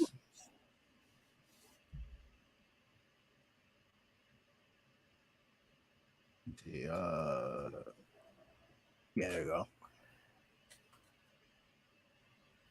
Another one of their players, Jaden McDaniel. oh yes, yes, yes. Yeah. So what's going on in Minnesota? What's going on in Minnesota? Are they that disappointed with their season that they're just punching anything that moves? That's Right, so they show punch number 1 with Rudy. They show that, and then his teammate. All right, first of all, he does that to somebody. I guess he gets thrown out or whatever, and then he punches the wall and breaks his hand. breaks his hand. And now he's out for the playoffs. Like what? Like are you that? I didn't know why did he punch but why, like, why did he do that in the first place? I don't understand. I don't know. What was he so upset about? I don't know. Probably he was upset that I guess he didn't like the way Rudy Gobert punched his teammate, so he decided to show him what a real punch looked like. No, come on, man. I mean, bro, like the Lakers. Look. The Lakers should beat Minnesota, and whoever wins this game will beat Minnesota also. Put this team out of their misery. And I said this when it happened. I thought that getting Rudy Gobert was a good thing. I was obviously wrong. Mm-hmm. I was wrong. And let me also say this about Rudy Gobert, right? Because let me tell you something. There's a lot of people in the NBA that don't like him. And I know why. Because one, he talks a lot of shit when, he talks a lot of shit. Right? When Draymond and the whole Draymond and Jordan Poole thing happened, he made a tweet, and let me see if I can find this real quick. He made a tweet after that happened, mocking Draymond. Really? That's funny. Yeah. Now, since he is going to be suspended, he's obviously not going to wait. So that means he's not going to be in the play-in. No, he's not going to play again. He's not going to play against. He's not going to play against the Lakers. Yeah, which I actually think is a better thing for them. For the Minnesota. Mm-hmm. Well, I mean, because look, when you trade, they traded like 4 or 5 draft picks to get him. Yes, you should be better than being where you were last year.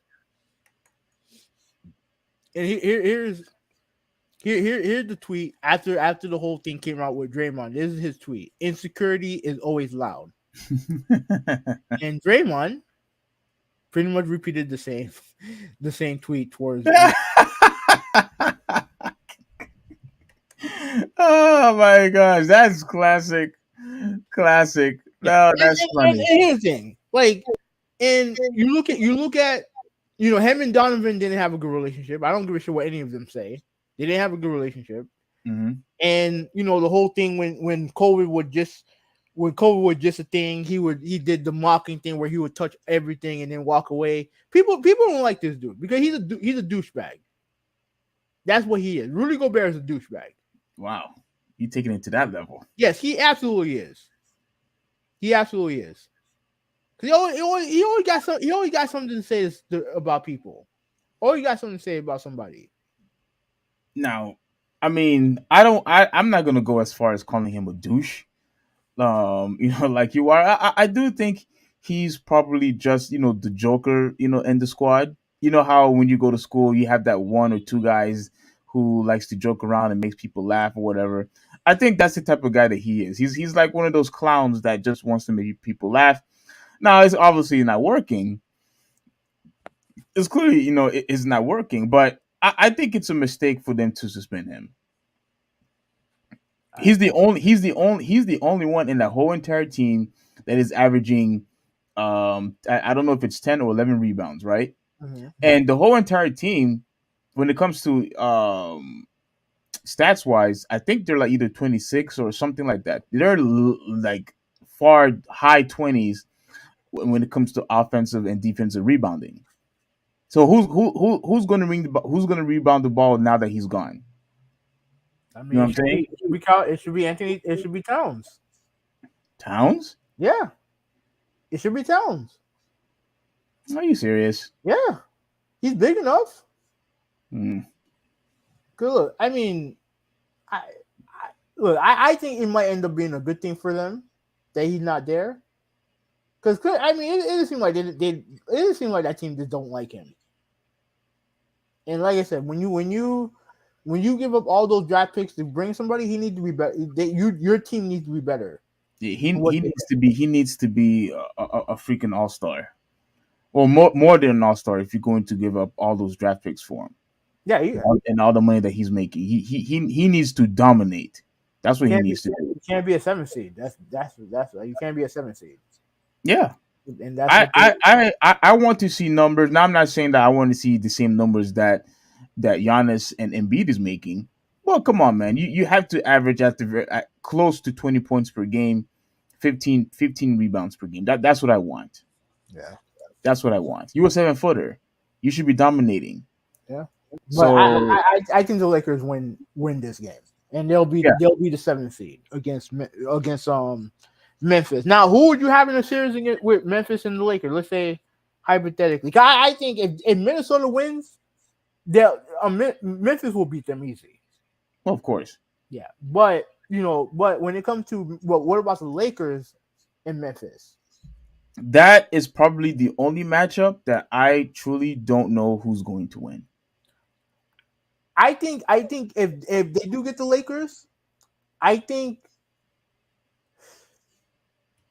So even you don't know. So even you can't decide who's going. I think Memphis will win, but I think he's going to be in 7. Oh wow, going for Memphis. Yeah, and okay. and also, I want them to win because wait, what? I want Memphis to win the first round, and I want the Golden State Warriors to win the first round. Mm-hmm. So if you do, we get Golden State versus Memphis in the second round. Yeah, and that's I want to see that. I want to see that. I do too. So I do too. I would love to see, but I mean, LA has been hot, and like you said, they were near. I think they were like one of the best teams after the All-Star break. Yeah. And if Anthony Davis, could stay healthy, and LeBron James could stay healthy, I don't, bro. I actually could see them, beating Memphis in 7 games. I could see them beating Memphis. I can definitely see it, but I'll go with Memphis because I think their team is better. I think they have more. I think they have better pieces around them. But the Lakers win. I'm not going to be surprised. If the Lakers do win, you think it'll be in 7? Yeah. Yeah, I'm probably gonna have to say Lakers in 7, man. I want to pick Memphis, but the way how late the LA has been playing, I gotta pick them. I gotta pick them. But maybe I might change my mind at the end of the podcast. I don't know because I still have no idea who's going to win. It's just too much of a hard of a call, man. Like it's really hard. I don't know if Memphis has their entire squad back yet. Yeah. And I know Brendan Clark and Steven Adams. I think they're out for the. Yeah. I think they're out for the playoffs. So that's gonna hurt them. But like if you're Jaren Jackson and you're talking about wanting to be defensive player of the year, I mean you take care of business. Yeah, because you have all those guys who's injured. I think Bane is still injured. So Yeah, I, I didn't know that. That's important. 'Cause Bane.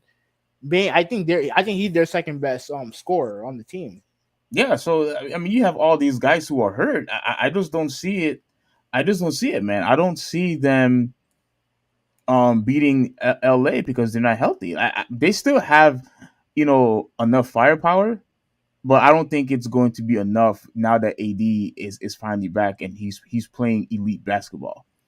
I think he could pretty much um offset the Grizzly squad just because of how well he's been playing lately. So I'm gonna go with LA in 7. I'm going LA in 7. Okay. And then the last one, Denver. Whoever the AC, Denver should sweep them. The 8 seed, yeah, it should either be who's playing It's OKC, oh yeah, and New the Orleans. Pelicans. Yeah. Yeah, I think regardless who they face is gonna go to 5 games. Yeah, okay. 5 games. All right. So before we get to the main event, let's read some comments. So Malta said that Gobert is so lame. Gobert. I'll call him Gobert.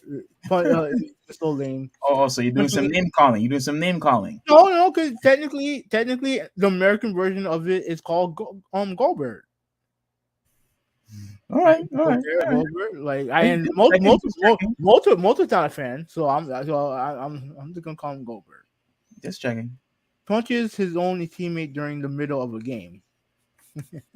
Nolan, what's going on, bro? Sorry, I'm late. Currently attending Monday Night Raw. Oh, really? Oh snap! I have it on TV right now. Like, where is Raw at? Yeah, where's Raw at? Yeah, let me know. Let me know where's Raw at? Where are they at right now? All right, so Mota said that Timberwolves GM Goldberg getting fined isn't a bad thing. It's actually a good thing. All they taught him how to do it in France is catch the ball and dunk it. Really? That's what he said? No way that's true. The GM said that? No way, bro. No way. Not the GM. No way. And then Mota said that he loved to see Warriors and Grizzlies. Me too. No, and trust me, Malta. You're 100% correct on that. I would love to see that, especially with all the rivalries and the back and forth that each team have been displaying when they faced each other. The problem is that they're just not healthy. Like even if they did face each other, they're not 100% healthy. Like I want to see the full squad healthy to see a really good matchup between them and the Warriors. So even if I'm wrong and they beat the Lakers, the Warriors should have it, pretty easy. I think, in my opinion. If Steven Adams doesn't come back and Bane doesn't come back, I don't see the Grizzlies really winning this series. It'll be Warriors in 6 if they face each other. Okay. Now the team that we're not going to see in the playoffs is the Dallas Mavericks. Now we're going to read this article because hopefully they cover all the stuff that's going on, right? So I got a lot to say about Tim this. NBA is mad at Mavericks because they made a mockery of the play-in tournament. It's absolutely true. But let's continue reading. Let's see. Okay. The Dallas Mavericks are in some hot water after they tanked over the weekend to avoid the playoffs. In an attempt to keep their 2023 first-round draft pick, the pick will go to the Knicks if it falls outside of the top 10. By losing their last 3 games, the Mavs ensured that they would have the 10th best lottery odds, which means it all goes as expected. They should keep the pick. The NBA is reportedly displeased about how this happened. Though team tanking for picks is not new, but Jason Kidd told reporters that he had been ordered to bench Luka Doncic as soon as possible on Saturday. Such transparency is not appreciated by the league. Now, For those of you who don't understand, the Mavericks owe the Knicks a lottery protected, not a lottery protected, but they owe them a draft pick, right? Outside the top 10. So Was it their draft pick was is it top because of 10. a trade? Hmm? Was it Yeah, a because of trade. the trade? Yeah. It was a Okay. trade. It was a trade for Kristaps Porzingis. That's how long ago it was. Okay. And the pick is top 10 protected. So if the pick goes if let's say if Dallas picks ninth, right? Let's say they pick ninth in the draft. That means they get to keep the pick. Now, if they had made the playoffs, then their draft pick would have been their pick would have been a lot lower. Probably would have been like 15, 16, 17, whatever. Mm-hmm. When that's the case, that's when they have to give that pick to the Knicks. If it was like 15, 16, whatever, they Yeah, would have yeah, to give it to the Knicks. yeah, I find that to be so weird and so convoluted. yeah, I don't yeah, know. yeah. It's confusing, but if you want to know why they did what they did, that's why they did what they did. Yeah. ESPN Tim Bontemp went on TV on Monday to explain why the higher ups are so mad about this Mavs thing when most of the fans sees it as business as usual. He said the NBA feel the Mavs made a mockery of the play-in tournament and thus will be under heavy scrutiny.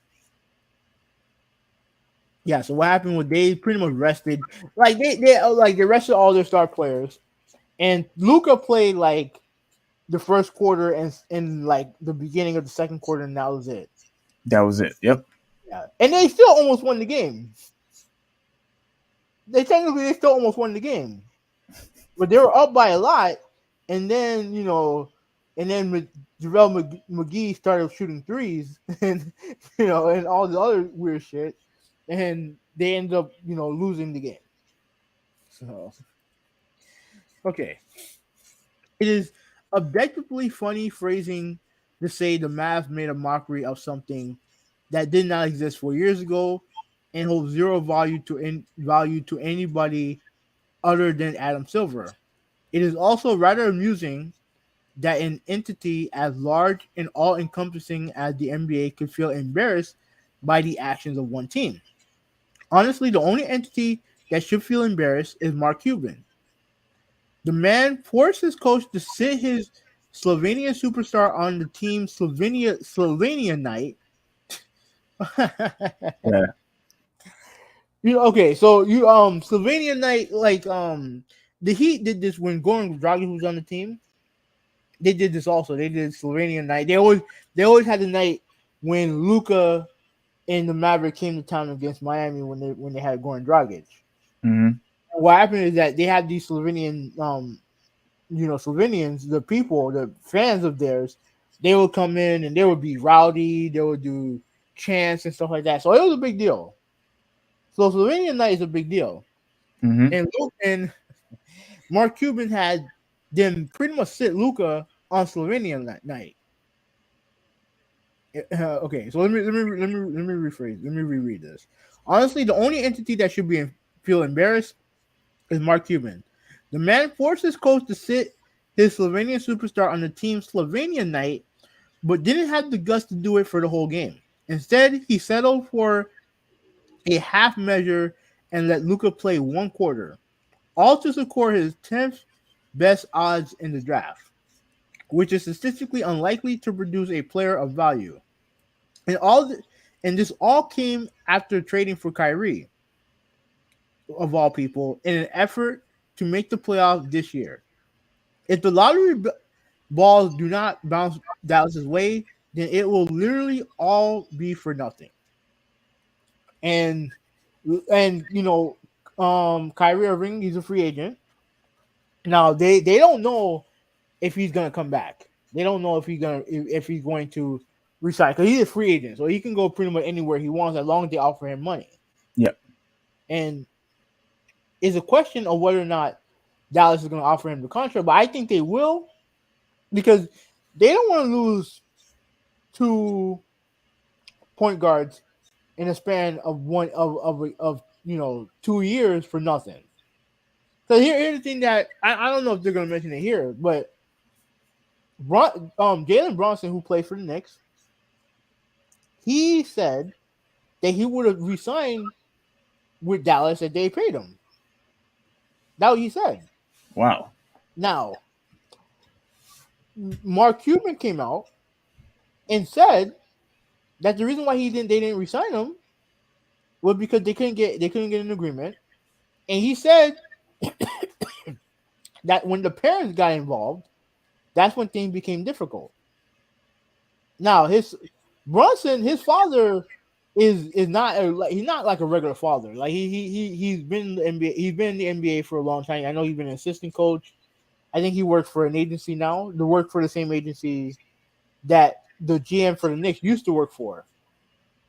So like I said, like you can believe who you want to believe, but that's not a good look for Mark Cuban.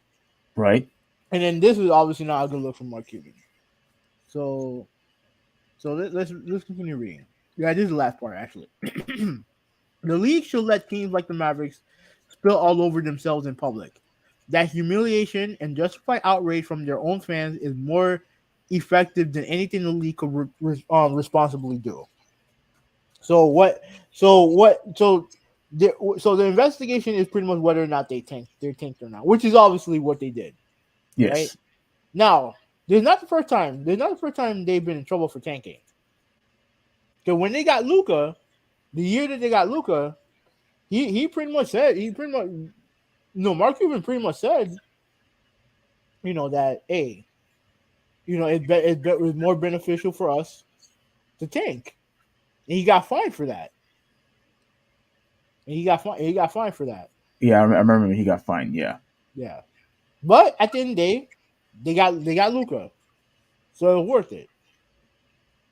Now, with this, I mean, what's your thoughts on this? I want to hear what are your thoughts on this. All right.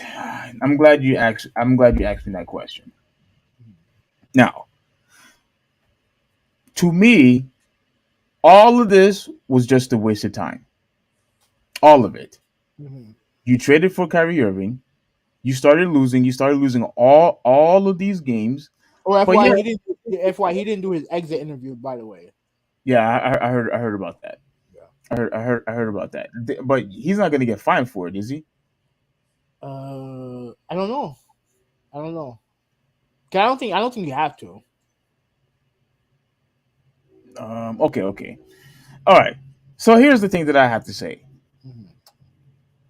I have to say that this is just getting way too out of hand now. It is.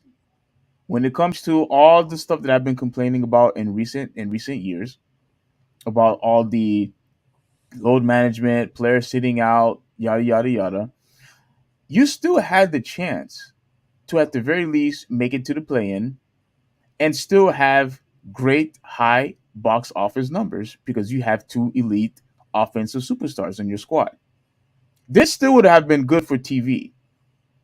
And what I think what should also happen is that I believe I don't know if you heard the huge thing that Rob Parker. I know you don't like Rob Parker either, Mm-hmm. but he said that the fans should get their money back.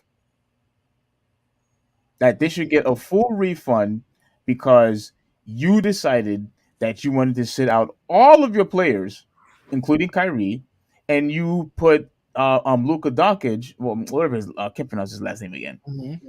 You decided to only have him play a quarter and what the first quarter and not even the full of the second quarter. Did he even play the second quarter? A little bit.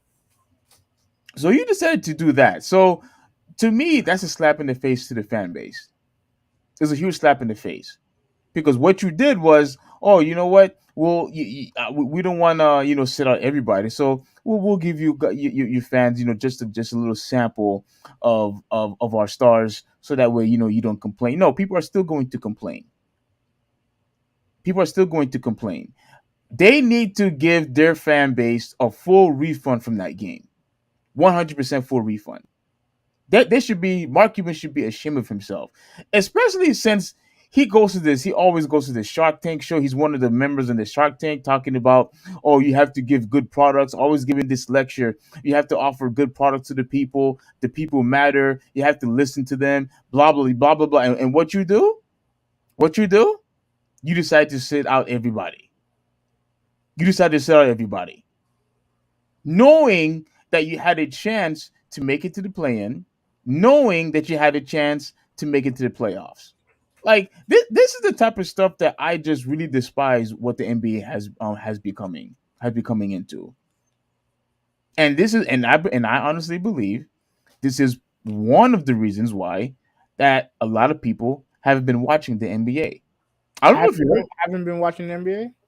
I've been hearing a lot of people have been saying, and I would look at the numbers from time to time, that the ratings has been going down when it comes to the NBA. That the ratings has been going down. Now you could check if you want just to make sure, but I do believe that load management has been a part of that reason. I fully believe that. And when all you're going to do is just constantly disappoint, dude, I'm telling you right now, if I was a Mavs fan and there was at least a little bit a chance that you don't even give us a fighting chance to make it to the playoffs, I would be pissed. And the fact, and here's the thing, you have Kyrie Irving, who you traded for, and now he has the potential chance of leaving us. So what was all of that for if you're not even gonna even give an opportunity to make it to the playoffs with Kyrie Irving? Like all of this doesn't make sense at all. It doesn't. Once again, you traded for Kyrie, you have a chance to make it to the play-in, and you don't utilize the guy that you had traded for. And the guy could probably walk. You don't even know if he's going to stay. And to me, I don't think he's staying. When he didn't even do that exit, the what do you call it? The post the exit, whatever you call it. The fact that he didn't even do that to me, that solidifies that he's not going to stay. He's not Okay, going you to see stay. what was on the screen Hmm? right now? Say it again. You're Screen right breaking up. now. I don't know if that's you or that's me, but I You can't hear see you the at all. screen right now. Yeah, Can you I hear can't hear me? you. Barely. Oh, can you hear me? Now I can hear you good. Now I can hear you good. Now I can hear you. Okay, you can hear me.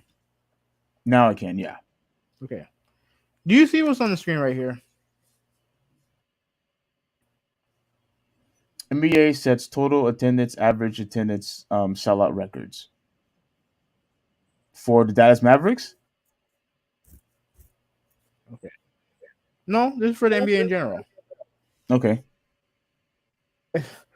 Like you said that, and then it's like, oh yeah, my internet's acting kind of stupid. Hold on. Can you hear I me? knew that. I knew that was me. I knew that was you. Yeah, my internet was acting stupid. Go back But to the to the photo to the image. mhm.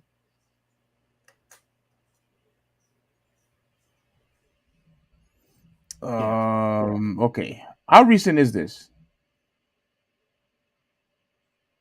this was this Hello. year. This came out. This yeah, you get me? Man, like I'm having a hard time Can you hearing hear you. me? Yeah, yeah. Now I can. Okay, that's weird. Can you hear me? Yes. Okay. All right. Let me. Let's try again. Let's try again. Okay. Yeah. So yeah, this came out. This came out today. Actually, Okay. this came out today, and it was weird you saying that, and and and then I when like you said this, and then I was like, and I saw a notification about this earlier today. And the reason why I didn't bring it up because I didn't think it would be I didn't think it would be relevant to today, but that's were you saying what you said and then getting this news earlier in the day. I mean, like Steve, what do you said that you said that there are people that are saying that the league ratings are down and all the other stuff, and people are upset with the NBA. Yeah. I mean, is that everyone or just you? No, I knew you was gonna go there. No, No, I'm just saying. I'm just saying, if I mean, if you want me to show you links, I'll show you links. But there were a lot of people that were saying that ratings were down, especially during the time when March Madness had happened. They were saying Mhm. that the ratings was down severely because of March Madness. Okay, but do you think it's down because of March Madness or is it down because of low management? I think both could still be true. I mean, yeah, but I think if this shows you that But people are I think you only this is only showing like only parts of it. Is it showing the whole season? Is this the whole season? yeah, this is the whole season. Hold on, let me see. I don't let me see. I need to see where it talks about the whole entire season. This is this is the entire season. Now it doesn't show ratings, so I can't speak about the ratings. Well, that's what I said. I said ratings. I didn't say anything But about. but you said that people are complaining about the league and Yeah, I want look. to. I want to see the ratings. That's what I want to see. I think that those are not gonna. I don't think. I think those take more time to come out. But even with that said, like people are still watching the sport. Well, as far as ratings go, that's what I was talking about. Um, everyone said. I mean, not I shouldn't say everyone, but a lot of people I said mean, that but it was is down. it bad? Is it bad to the point where it would be a problem? I mean, to me, in my opinion, when ratings are down, it has to be a reason why. There has to be a contributor why the ratings were down. You know. You can't just say every bad thing that a product, because every product is gonna have something bad. Every product is gonna have something bad. But are you gonna sit here and say that, well, with because you know for a fact people do complain with load management. It's not just Yes, about I'm not saying they don't. right. So because of that, you don't think that could affect ratings? I mean, it could, but I need to know. I need to know if the ratings are actually down or not. All right. I That's mean, all. all right. I mean, that's fair. I mean, that's fair. But That's all I'm but saying. but all I'm trying to say is that when you pay for these tickets, what did he say? I know people say that you should have at least half off if you're going to remove all your superstars, from the roster, because people didn't come here to watch a bunch of bench players or a bunch of no names. And I have to agree with that. Why is your ticket sales prices are the exact same as if all the stars was going to play? You know what I'm saying? Like this type of stuff, like it has to stop. Um, um, the league has to do something in order for this thing not to continue to be a trend, in my opinion. This is wrong what Mark Cuban did, and I'm glad that he's getting fined, and I'm glad that there's being an investigation for it. I'm But glad. I mean, it don't matter to me. I don't give a shit about the Mavericks. But But the fact that you have the capability to have two superstars going into the playoffs, that should be a good thing. That should entice any team to try to fight to make it to the I mean, playoffs. look, bro. Like we've seen this team. I've seen this team play up close. Like offensively, they're a great team, but they can't play defense work to save their lives. That's fine. But And what and but and I think that if you're Mark Cuban and you're the front office, I think they're just playing the percentages because they don't know if Kyrie is gonna come back. If they had gotten an assurance from Kyrie Irving that he was going to return, I think they would at least try to make the playoffs. But what they don't. what what is a 10th or 11th or 12th pick is going to do for your team? What Not what is that? What is that all, really actually going to do? all it's just a body. That's it. It's just a body. That's all. That's all. That's all. That's all. That's all. It's just a body. You Because decided. right now they no, another thing that is what they're worried about. They're worried. there's definitely some people in the organization that are worried that Luka is gonna demand a trade eventually. As he should.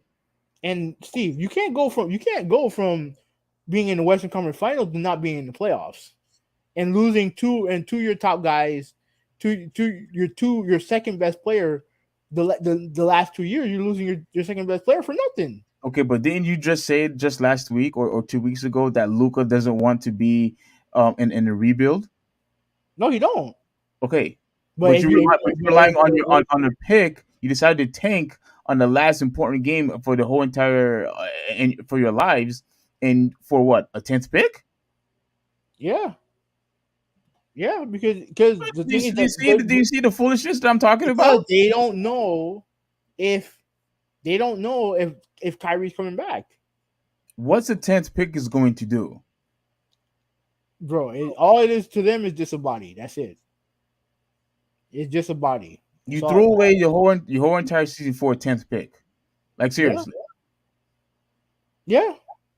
I mean, that's a joke. that's not what they intended to do. When they got Kyrie, I'm assuming they intended to be better than what they were. That is a joke, my But friend. the thing is that they have to play the percentages because So you agree with them? I mean, it's not something I would have done. But at the end of the day, they played the percentages. This team is not good. At the end of the day, they're not good. Even if they made the play, maybe even if they made they made the playoffs, they're gonna get smoked either way. They had no chance. And then imagine if if they make the playoffs, they lose predictably. Kyrie leaves in the offseason. You lose your 10th round pick and you have to give it to the Knicks. When they don't need it because they're good. They're actually good. We need it because we stink. So like again, I'm not saying I agree with them, but It sounds like you are. to me, it just seems they're just playing the percentages. That's all they're doing. All they're doing is playing the percentages. For, like on for a 10th round pick. Yeah, pretty much. I Yeah. can understand if this pick was probably like a top 5 pick or something like Well, that. But it can't be top five because if it's top five, then it has to go to the. Oh no. Okay. My bad. I get what you're saying. I get what you're saying. I get what you're saying. I got it mixed up, I mean, yeah, but they would have to be really bad to be a top five pick. But they're not. They weren't super bad to where they're not there, but they're mediocre. They're in the absolute worst spot a team can be in the NBA. That's mediocre. That's where they're at. They're mediocre. No, man. Like, this is something that should never be accepted from any fan. I'm not going to give up my whole entire season where I actually have a fighting chance to make it to the play-in and make it to the playoffs just so I could get a 10th pick. I'm not sacrificing that for a 10th But pick. let me ask you a question. I mean, it's already shown that it's already worked. They already tanked before, and they got Luka Doncic out of it. Now, again, I don't know. It's not going to do. Whoever they pick or whatever they do with that pick, it's not going to get them Luka Doncic. But they've done this before. They've done it before, and the fans could be upset. They have every right to be upset if Yeah, they are because they were in the 4th seed before. Yeah, but that was before they got Kyrie, and I would argue that everyone thought getting Kyrie was a good idea. I mean, I thought it was, but the problem is that as they gave up too much defensively, and when you already have two guys, your top two guys are not good defenders, and then you trade your top two defenders. What are they gonna do? What can you do? They need to give them. They need to give the fans the refund. That's what they should do. I mean, not gonna change what happened. I mean, they got a game. Look, they got a game. Like at the end of the day, they got a game. Like it may not be what they wanted, but they got a game. What is that supposed to mean? They got a game. They What does got that mean? they got the game. They got a game. Like you can like look in I think in the disclaimer it says that things are subject to change. That's how NBA always protect themselves when it comes to this type. When all entertainment entities protect themselves with it because like they can't predict what could happen in real life. You know what I'm saying? Like they can't predict that. Mm-hmm. So Just be real. You are perfectly fine with what they did. I look, I don't. One, I know that tanking has existed in the NBA for years. It's existed for years, right? And you can't tell me. You look at some of those teams, San Antonio, a winning organization, right? Look how bad they are. Look how irrelevant they are. You don't think they're doing that? You don't think they're doing that for a reason? They're clearly doing that for a reason. They're trying to collect assets. Why? Because they're not a free agent destination.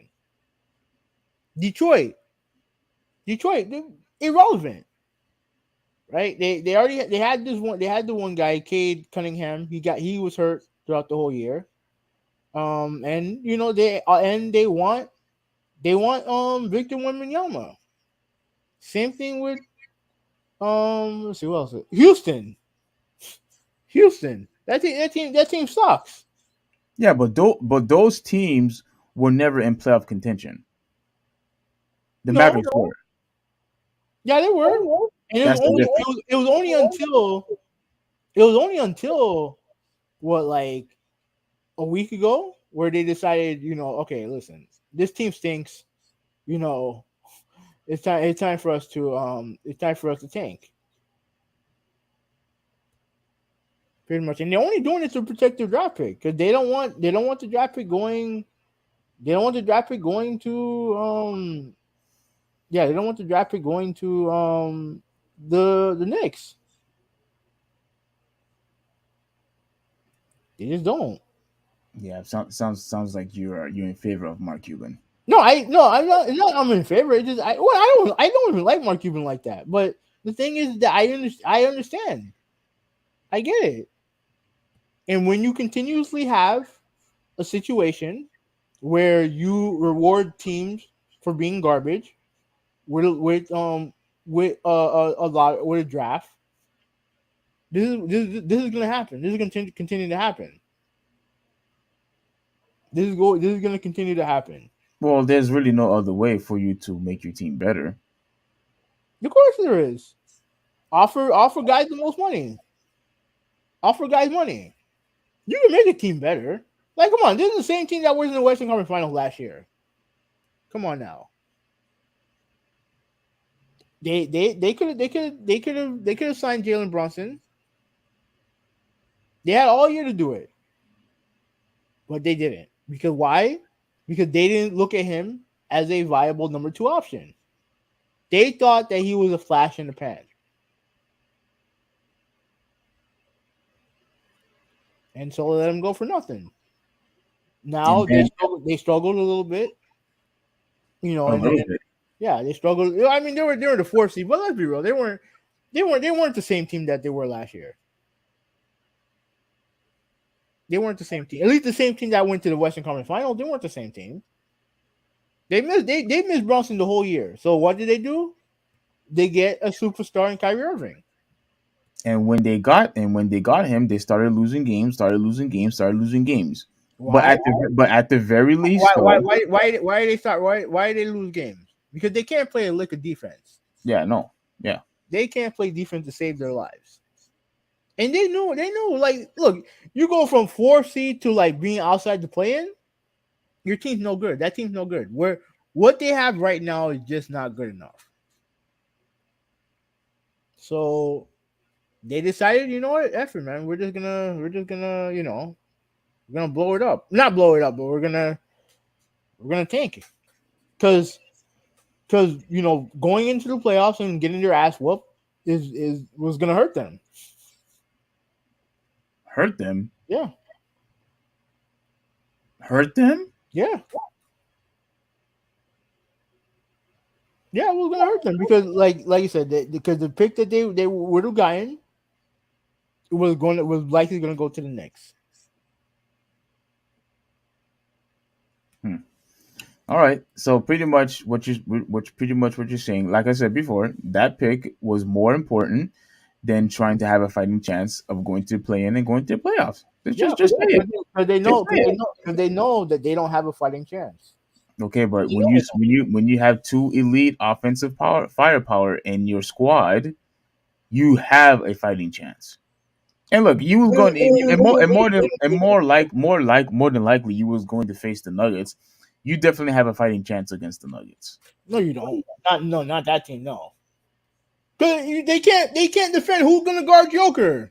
Yeah, okay, but they out of all the teams that's in the top, I think the Nuggets would have been an easier task for them than the Grizzlies. You serious? Yeah, Dude, I think both teams smoked them. Why? Because they can't play defense. that's fine. That's fine. That's fine that you can't play defense. That's not the point here. The point No, it is, is, Steve, it is the point because no, it's like, not because if you still they have. even Go ahead, go ahead. even you're not able to play defense, if you were still able to make it to the playoffs anyway, that means you still had a fighting chance. Bro.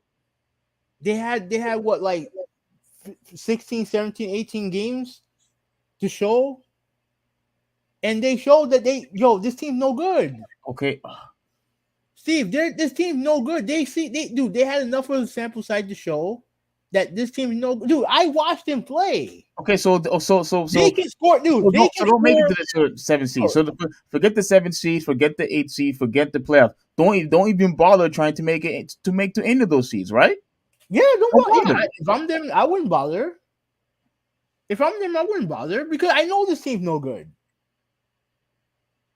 Bro, they were a 4th seed when they got Kyrie and they went all the way to what, the 13th seed? Yes. It shows me that the team that they have currently constructed is not good. Yes, they were They're not 25th. good. They were 25th on defense. I get it. I think it's worse than that. I think it's worse than that. No, I mean it could be. It's worse than that. They know. They know they're not good. The front office knows that. Now, the thing that they have to worry about right now is if they can re-sign Kyrie and if they can build a team around Luka and Kyrie. After what they just did, why the hell Kyrie would want to stay? I mean, if they're gonna offer him money, he'll stay. Oh come on, you can't be serious, dude. I'm You dead can't be ass serious. serious. You have this dude. This dude was in a high seed with the Brooklyn Nets at one point. Mm-hmm. And why did he leave? And you have Why did he leave? and you have. Why did he leave? Can I finish? No, You no, have. no, I can't. I want to finish. I want to finish. I Because want here's the thing. No, finish. Here's the thing. He was on a winning team when he requested a trade. He was on a winning team when he requested a trade. He don't give a fuck about winning. He wants his money. So if Dallas offers him money, he's gonna stay. Because I don't know how. Because I think personally, I think he wants to go to the Lakers. But if the Lakers don't want to give him the money, then where else is he gonna go? If I'm the Lakers, I don't bring him in. I don't bring him in because you can't trust him. You have a good thing going with D'Angelo Russell. You have a good thing with D'Angelo Russell is a very good point guard. He's not Kyrie, but he's a very good point guard and he's dependable. But if you're Kyrie, you're talking about okay, why would Kyrie want to stay? Why would he want to leave Brooklyn in the first place? They had a team that could have contended for a championship, and he left because they didn't give him his money. He don't give a fuck about winning. He don't care.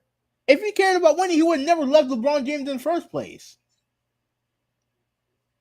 You know what I'm saying? He don't care about winning. He cares about his money. I mean, I think that's what everybody cares about. I Okay, think but that's but you what but you but you everybody but you're cares saying but about. you're saying but you're pretty much saying that, oh, why would he stay? Why would he stay in Dallas, bro? If they give him money, he'll stay. I If don't they know. give him if we give him his money, he'll stay. I think I think after all the craziness that has been going on this season, to me, I think Kyrie Irving should be embarrassed. If what you're saying is 100% true, he should be embarrassed. Why?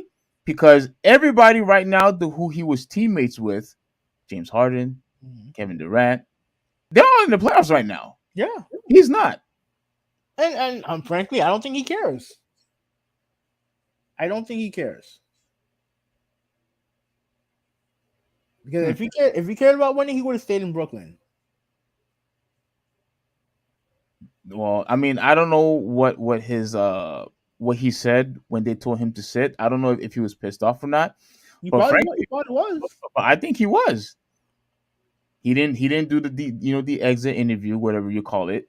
I Mhm. think he was pissed off. Or what happened? But ultimately, as long as they pay him, he'll stay. I do believe that. As long as they offer him the money, he'll stay. No, I think he's going. I think he's going somewhere else. I think. You I know, think. if he gets money elsewhere, I think he leaves. I think if they offer him more money elsewhere, then I think he leaves. But if Dallas is the only team that's willing to give him the money that he wants, he'll stay. But you. I mean, you could say whatever you want. With Kyrie Irving, he showed up. He played when he went to Dallas. He played. He did his thing. He did. And then when you do No, that, look, I'm not blaming him for this. This is a organizational disaster. but what I'm Thi- trying to say is though he performed. He went out there and he performed. And yet the Dallas Mavericks decided to just throw in the towel, despite the fact of how hard he and Luca has been playing. Now, even though they didn't win the games, but they played hard. They did. Okay. And Everyone plays hard. you decided that Everyone you plays wanted hard. to give up instead of trying to have a fighting chance to go to the play-in, which would take you to the playoffs. They gave up. They quit. That's the problem that I had. Right, Is one thing that if the player had never existed and they were in the 13th seed, I could understand that. But the fact that now we have a play-in and you still had an opportunity to make it to the play-in, you decided to quit. well, I mean That's the problem. that's why the play-in was created to avoid teams blatantly tanking. That's the problem that I had. But If they're you in had if you had an opportunity to make it to the playoffs at the very least, you should have tried to fight for it. It's one thing if you were in the same position as Houston or San Antonio, but if you were in a position to where you had an opportunity to make it and you decided to quit instead, yeah, that's a disgrace. I'm sorry, it is. It's a disgrace. I just think that they weren't bad enough to beat those teams, and they weren't good enough to. I don't think this team is good enough to win a playing game, let alone a playoff game. This team's not good. They realized it, and they have circumstances that are kind of out of their control when it came to the draft. Like, and so they decided, you know what, effort, man, let's just lose the last couple games and just be done with it. No, I mean, look. I get what you're saying, but Mhm. once again, it's a disgrace because instead of trying to make it to the play-in, you decided to quit. And I I would mean, be pissed off and if I was Jason a Kidd, fan. I look, I think Jason Kidd's gonna get fired. I think he's gonna get fired because Wait. Fire for what? pretty much saying that when they were asking him about what happened, he didn't exactly massage it, be like, okay, try to come up with an excuse. He would look just like, bro, they just told me this, that they it would be best in the organization to sit guys. Oh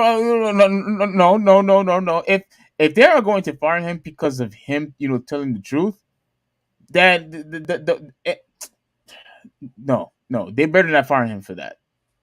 They better not fire him for that because obviously everybody would want to know an explanation of what happened, and you know who they're going to ask? They're going to ask the coach. Yeah. So So all he did was just tell the truth. That's all he did. That team was winning, at least at the time. They were winning. I mean, Fourth seed. they were fine, but they were. you can tell they were not the same team.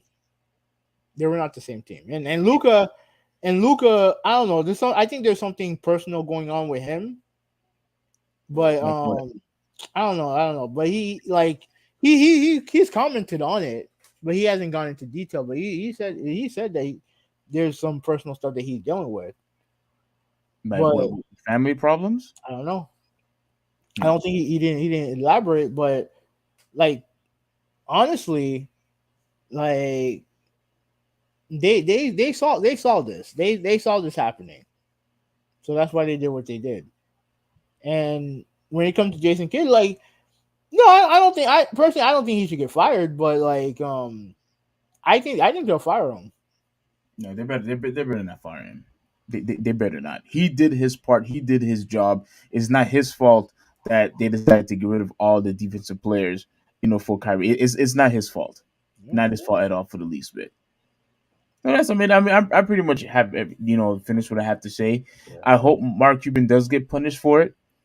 I do hope he severely get punished. And I expect. I mean, I haven't really seen anything, but the fans should be outraged for this because they had an opportunity to make it to the play-in, and all that trades and all that talk for you have Kyrie Irving now, and you decided to quit instead of trying to make it to the playoffs. You decided to quit instead. Yeah, that's a disgrace. That's a disgrace to the whole organization and to the fans. So that's just wrong in my opinion. That's just wrong. Shame on Mark Cuban. Shame on you, sir. All right, and to me, I just think that they just realized that at the end of the day, they're not good. So Oh, don't give me that crap about they're not good. they're not. If you are going to constantly say, oh well, you're just not good, you're just not good, then don't even have an 8, 7, 6 seed anymore. Just have a top 4 seed, and then that'll be your playoffs. That's it.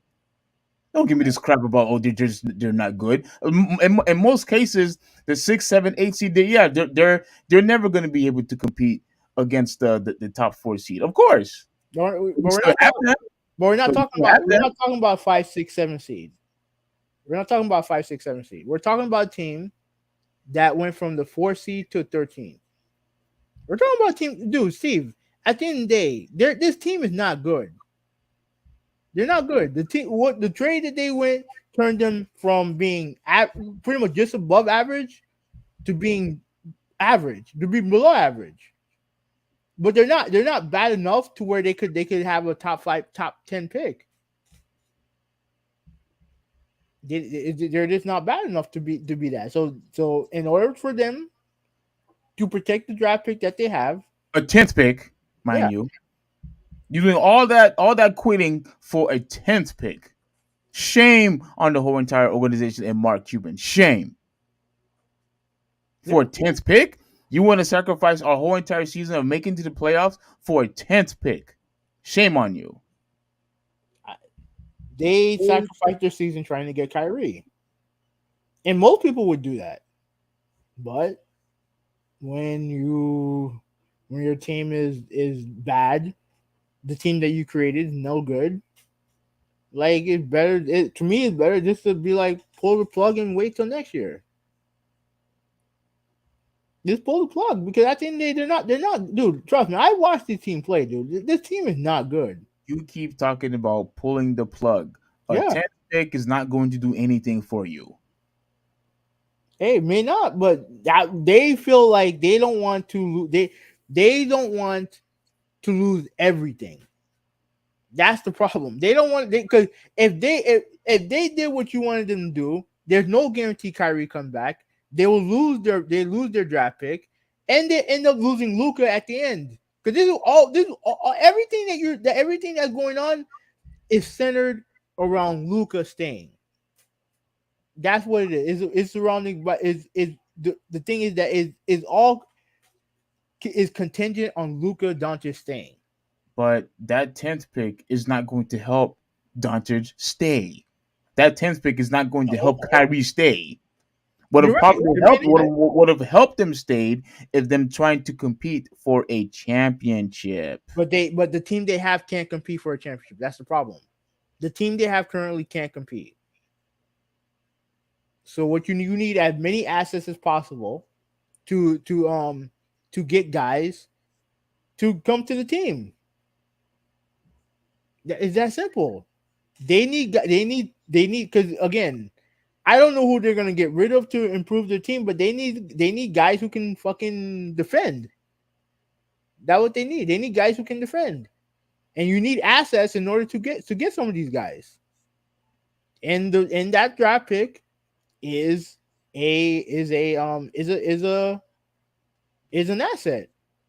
That draft pick is an asset, whether it's a player or they trade it for more picks, Hmm. which I think they might do. You know what I mean? Like at the end of the day, like, bro, this is the reality of the situation.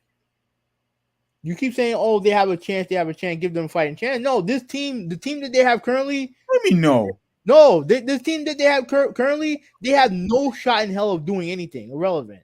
They don't. Even with Luca, they have a big enough sample size to show that at the end of the day, both of them with no help is not getting them anywhere. He's not getting them anywhere. So it's like, pull the plug and let's try to minimize whatever damage that could happen. Because I'm gonna tell you right now, if they lose Kyrie, and and again, even if now again when it comes to the draft pick, right? If something happened to where they move into the top 5 due to whatever, due to the lottery, the way that it goes, they can still lose that pick. Even with them tanking, they can still lose that pick. So they lose Kyrie, they lose the pick, they end up losing. Like you end up losing, Kyrie, and then you're probably gonna end up losing Luca. That's a fucking disaster. If that happens, I would be starting petitions for Mark Cuban to sell the team. I would actually start petition for Mark Cuban to sell the team. Because you have a world title. You brought a world title to us. That's cool. But you let Steve Nash walk. You let Jalen Bronson walk. Potentially you lose Kyrie. You end up losing Luca. And to be honest with you, the Dallas franchise was jack shit until he got there. And they got lucky when they got Dirk. They got lucky because they got a guy who was loyal to the Dallas Mavericks. You don't know if Luka's loyal to you guys. You have no idea. You have no idea. And if they're a clown show like this, he shouldn't be loyal. But at the end of the day, all they're doing is trying to up their chances to improve the team. That's all they're doing. Yeah. Well, all right. I mean, all that being said, I guess you can read the comics and we can get out of here. Yeah. Okay. Let me see. All right. So retrospective Jay, what's going on, bro? How you doing? He said that he loved the Mario movie. Yeah. I'm glad that you said that, man, and I'm definitely looking forward to a sequel. I mean, I don't really know if it's going to be a sequel, but you all know what I'm. No. There will be a sequel. You don't make that money and not make a sequel. Like, come on. No, I mean, I'm not going to say anything, but based on what I saw, I'm not really sure if it's going to be a sequel or if it's going to be a spinoff. But I'll leave it at that. Regardless, there'll be a sequel. There'll be a sequel. Okay. All right. So Mota said that you would think Simmons would have no choice but to score the ball more, to score the ball now. I mean, can't do that because he ain't playing. Yeah, I mean, wait. Are you talking about after everybody had left? Yeah. Yeah, I mean, I agree with you. You would think that he would have no choice, but to score the ball now that everybody's gone, because he was the third option. He was absolutely the third option, but now he's just like, okay, well, I mean, whatever. If you're still going to play the exact same way as you always been, yeah, there's no point for you to play basketball anymore. Just retire. Leave us alone and retire. Stop wasting everybody's time. All right, so Meadows is in the chat trolling. How you doing, bro? And critical drop with this nugget. Y'all actually like Uncharted movie. Y'all either speaking crazy or huh? Succotash? Sakatosh. Succotash? Okay. Yeah, I liked it. It wasn't. I like the movie. Oh man, I think okay. Critical drop. Let's see if you will answer the question real quick before we leave. Why didn't you like the movie? I need to know why you didn't like the movie on Critical Drop. You need to explain yourself because as far as the action and the story, I mean, I thought they did everything great as far as execution goes. Now you may say that well they got the wrong cast, which I understand, but overall, the movie was fine. Like I actually enjoyed the movie. I actually enjoyed the movie. But Yeah. I guarantee you, Critical Drop is not going to answer. He's probably just going to give a comment like he liked to do, and then he leaves and go away. But I want to know exactly why, and put it in the chat. Don't tell me privately. Put in the chat why you thought that movie wasn't good. I think he'll say that they Oh, he said something. He they said think too something. much. It's not an Uncharted movie. It didn't feel like an Uncharted movie. Do you Yeah. agree? Do you agree with that? I mean, I would say that it's a movie called Uncharted. I don't like. To me, the only thing like I mean, I don't know if I go that far. I just think that we have the Uncharted. Like the games are more than are good enough to where we didn't need a movie. I didn't think we needed an Uncharted movie, but they made it, and it was fine. I guess it was fine. Like I said, I liked it, but was it something where I recognize certain things from the game? No, but it is what it is. Yeah, I mean, look, I mean, it was it like the best video game adaptation in the movie. I mean, probably not. Like, of course, I'm going to put Mario and Sonic up there, and you had other movies like World of Warcraft that's up there. But look, I didn't think that it was a bad movie at all. I thought the movie was fine. Yeah. I didn't have a problem with the movie. I didn't have a problem with it. But anyways, let's do roll call. Yeah, it was a good podcast today. Good podcast. Yeah. The Oh, cast, Tom and Mark, did not have chemistry at all. The only thing they made it Uncharted was the villain. The fan made movies were better than this. Um, I didn't hate the villain. I was stunned that I mean the movie's been out for like a year or a couple years, so I don't give a shit about spoilers. When she killed off Antonio Banderas, I was stunned because I'm thinking that that Banderas was gonna be the main because the thing with Uncharted games that there's always like two villains, right? Two main villains. You have the main villain, and then you have kind of like the side villain, hmm right? And you're like they always kind of switch up which one's more dangerous. So when they killed off and they killed off Banderas pretty much halfway through the movie. So that was stunning. But I ain't gonna lie, the bad guy in the movie, was a woman. She was badass. She was very, very badass. But and you would see that in an Uncharted game. But yeah, it Yeah, is but what it I didn't really find the problem I had with the villain was that I didn't really find them to be a huge threat in the movie. They were just like, well, I mean, okay, whatever. I don't. I mean, I mean, I guess I don't know, but let's do a roll call. Malta, thank you for watching. Critical Drop, thank you for watching. Ryan Meadows, thank you for watching. Retrospective J, thank you for watching. Nolan, thank you for watching. Chris, thank you for watching. Joshua, thank you for watching. Conspiracy Agent, thank you for watching. So, thank you guys for watching the show today. It's always great to have you guys on. Remember, like, comment, and subscribe if you want, if you must, and I'll give Steve the last words. Alrighty, so I did not expect the podcast to be this long. My apologize. My huge apologies, everybody. We'll try to do better regarding to that. We don't want to keep so much of your time, but the fact that you're still with us, means a lot to me at the very least. Yeah, it probably means a lot to who we 186 also. But yeah, we will keep you guys updated about the tech and tier list. That's going to be a very great great show. And as far as this one is concerned, like who we said, please comment, subscribe, share it on Twitter, on IG, Facebook, MySpace, whatever content that you use. Please share it so that people can see our stuff, and then we will continue to make more. But at the end of the day, we love you all. Thanks for participating. This is the Traditionalist 101 signing out.